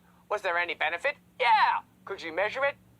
No. The Centers for Disease Control and Prevention recently estimated that 95% of Americans 16 and older have acquired some level of immunity against the virus. A spokesman for Pfizer declined to comment on the results, which were published in the New England Journal of Medicine. Pfizer's revenues last year doubled to $81.3 billion, and it expects to make record sales of $98 billion to $102 billion this year, half of which will come from COVID products. Oh, you think they wouldn't comment? Because they don't want to eliminate the profits they've been making. Is that right? Well, that revenue was all going towards a surprise birthday party for you and 5 mouses, and you've ruined it. You're just like your father. I wonder how Pfizer have such influence over the government. Pfizer spent nearly $11 million lobbying the federal government, including Congress, in 2020. Oh, well, and you think lobbying, affects them? You're a bit cynical. We're talking about, these are politicians. They're not like you, just like, oh, if you give you millions of dollars, you'll do as you're told. No, these are a different caliber. Have you met Nancy Pelosi? What, you think that Nancy Pelosi? And I suppose, what, you think they've got other reasons, do you? At least 11 senators and 34 representatives held shares in vaccine manufacturer Pfizer. This week, the Irish Times reported that insufficient vitamin D was linked to a greater than fourfold increase in risk of death among COVID-19 patients. And now, drum roll please. Remember Joe Rogan? Joe Rogan's the problem, right? Joe Rogan, king of misinformation and disinformation. Remember Don Lemon on CNN? Ivermectin is a drug that is commonly used as a horse dewormer. And Brian Stewart, he's taking horse space. Why are people listening to Joe Rogan for? And because figures like Rogan are trusted by people that don't trust real newsrooms. Check this out, get ready. Yesterday, the National Institute of Health added ivermectin to the list of COVID treatments. Wow. So look, if we were to give people latitude, a little largesse, a little bit of open-heartedness, as I, as a spiritual, God-fearing and God-loving man, like to afford people, I would say, well, you know, it takes time to accumulate data and formulate an opinion based on facts. But some people were saying vitamin D, ivermectin, exercise, healthy lifestyle right from the get-go. And those people were called COVIDians. Let me know in the comments below how you feel now that these vindicating points are being made by the NIH, by the mainstream media. How do you feel now? Take these points to the people that you're arguing with. Share this video around. Ensure that they get the opportunity to see these arguments made based on, what's it we follow? What do we follow again? Let the information get in there. The science! We follow the science. That's some interesting new information. Ivermectin is effective. Paxlovid may not be effective. Booster shots have been tested on one Sylvanian family of mice and then released to the marketplace. These are all interesting facts, particularly when allied with Pfizer's relationship with Congress through shareholding, lobbying, their record profits, and their inability and unwillingness to release vital data until 3/4 of a century in the future. I am not a conspiracy theorist. I'm interested in information. I love you. Whether you've had vaccines or not had vaccines, I'm interested in your personal freedom, your family's freedom, your community's freedom. Your ability to express yourself and become the best person you could possibly be is all I really care about, and I'm very limited, I recognise, in my ability to influence your life in any way. But this new data shows that the coronavirus pandemic was handled in a simplistic, reductive, manipulative way, and suggests that there may have been other agenda at play, as opposed to simply, how do we help as many people as possible? Life is sacred, and we've got to protect one another. Those are the values we should have. Those are the values I espouse. Those are the values I aspire to, and I slip up every day. But at least we know now what we're supposed to be doing, and at least we know now that following the science has led us to a very interesting place indeed. But that's just what I think. Let me know what you think in the comments.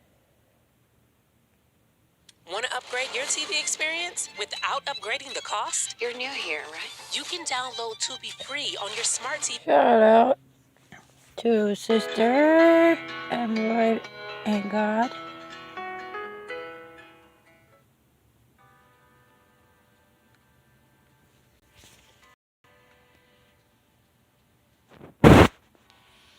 Scientists successfully used sound waves to kill cancer cells in rats. Cancer cells destroyed using sound waves by Michelle Starr, Science Alert on Collective Spark. Power in what you say. Power in what you say, brothers and sisters. Power in the Word. In the beginning was the Word. And the Word was God. And the Word was with God. And there we go. Rats afflicted with liver cancer have demonstrated the efficacy of a fascinating non-invasive treatment. Using focused ultrasound, scientists have managed to destroy up to 75% of the volume of the liver tumor.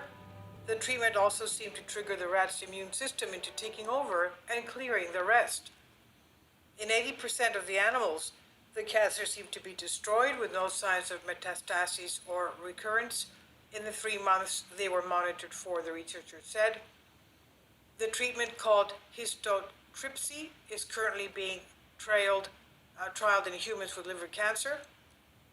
Histotripsy is a promising option that can overcome the limitations of currently available ablation modalities and provide safe and effective non-invasive liver tumor ablation, said biomedical engineer Tejaswi Worlikar of the University of Michigan. The engineer said, "We hope that our learnings from this study will motivate future preclinical and clinical histotripsy investigations towards the ultimate goal of clinical adoption of histotripsy treatment for liver cancer patients." Developed and pioneered in the University of Michigan, Histotripsy seems to offer new hope for patients with one of the deadliest forms of cancer. The 5-year survival rate for liver cancer is currently lower than 18% in the United States. The technique employs ultrasound transducer, not for bouncing off internal structures for imaging purposes, but to physically disrupt cancerous tumors. The way it works is by ultrasound cavitation, similar to the method used to non-invasive breaking down fat cells for weight loss treatments. Waves of ultrasound are directed at the area to be treated. The vibrations generate tiny bubbles in the targeted tissue, and when the bubbles collapse or burst, the tissue is disrupted, destroying that part of the tumor.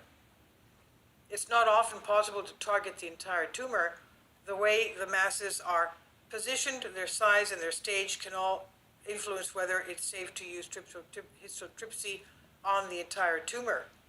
But even partial treatment resulted in complete regression in 81% of the rats treated, the researchers found, and by contrast, 100% of the control rats showed tumor progression.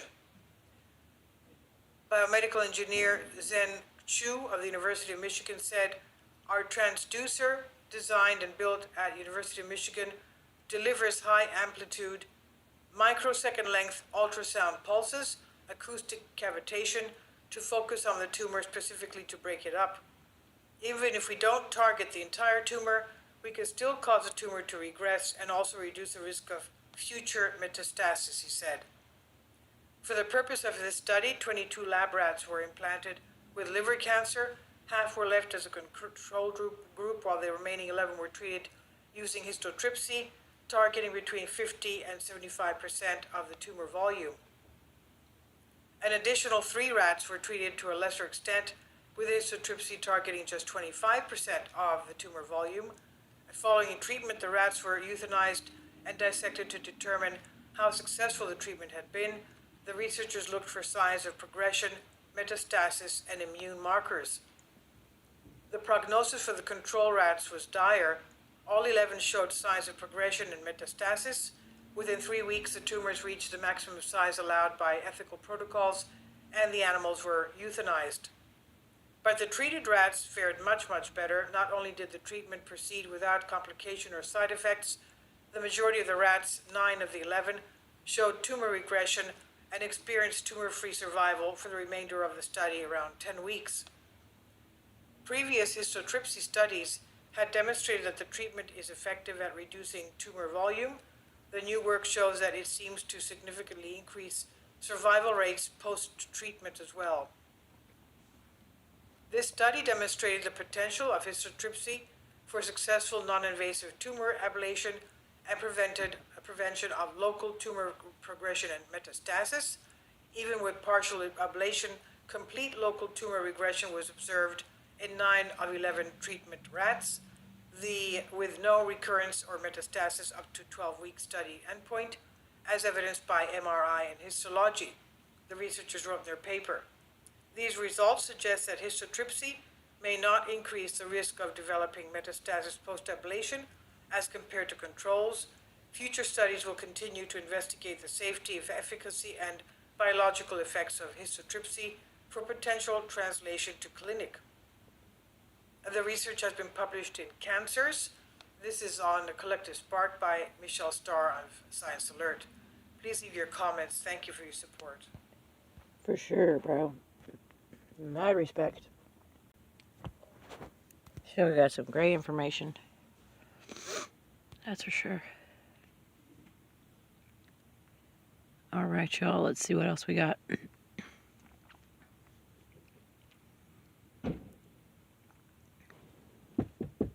down. Can I help you? Can I help you? Sorry. Sorry. I'm on a live feed right now on YouTube. I'm on live. I'm sorry, I'm a mess. I'm doing banana. I got some zits. I'm embarrassed. I'm sorry. God bless you. No, I'm a mess. So I got a call because you've been here since Wednesday. Wednesday. The property manager. I'm just going with what I don't know what property manager said. So, but unfortunately, in Oakley, we have ordinances against that. So you have to move your van. You got you, sir. Your You got you, sir. What you doing live stream? I got a YouTube channel. I'm just trying to get some joy out. I'm just trying to get some joy out there. There's a lot of sadness and stuff, and I'm just trying to get some. I'm just curious. I'm just trying to get some prayers out there and some hope out there, and there's a lot of sad stuff going on in the world. I'm trying to show that. What's your name, love? Can I just? Your real name. I'm on live. I don't want them to hear me.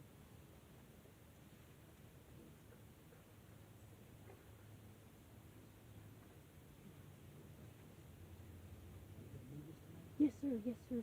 Can I ask you a favor, please? Can I just make a move out the window? I don't got no gas money. I need to go. I asked all my money for my gas. I love you so much, bro. Little red big smile. Yeah. You could look me up on. I'm not on the YouTube. That's not my name, though. If you want to see it. All right. God bless y'all. Come on, buddy. I'm so sorry, y'all. I had an officer come. I'm gonna have to move my house in a little bit here, y'all. I'm sorry about that. Oops, hold on a minute. Hang on. Give me 1 second, y'all. I'm sorry. Sorry. Hello. Hi. Just a second here. My dad. Hello there. This magic moment. Yes, yes. I'm just doing a live hangout at the moment. Just watching some interesting stuff that's going on. Hanging out with my brothers and sisters, my little community.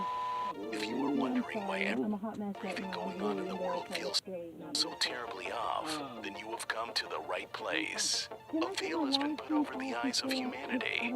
Evil people in high places have been hiding the truth in plain sight and building a false reality. Y'all, I'm sorry. I'm going to have to end our hangout for right now. If y'all could just please bear with me. I'm sorry about my dog. He's very protective. Hold on, y'all. I'm sorry. If everybody could just bear with me, I would appreciate it. Sorry about my dog, y'all. Forgive me. Everything's going to be all right. We got this thing here. Hang on. Everybody, just hang on. Hang on tight. Everybody hang on tight. It's going to be all right. We got this thing. Hang on tight. I'm sorry.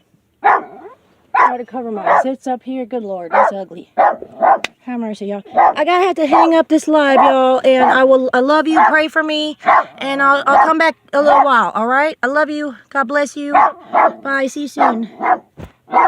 Hey. Stop, please. That is enough of the barking. Thank you so much.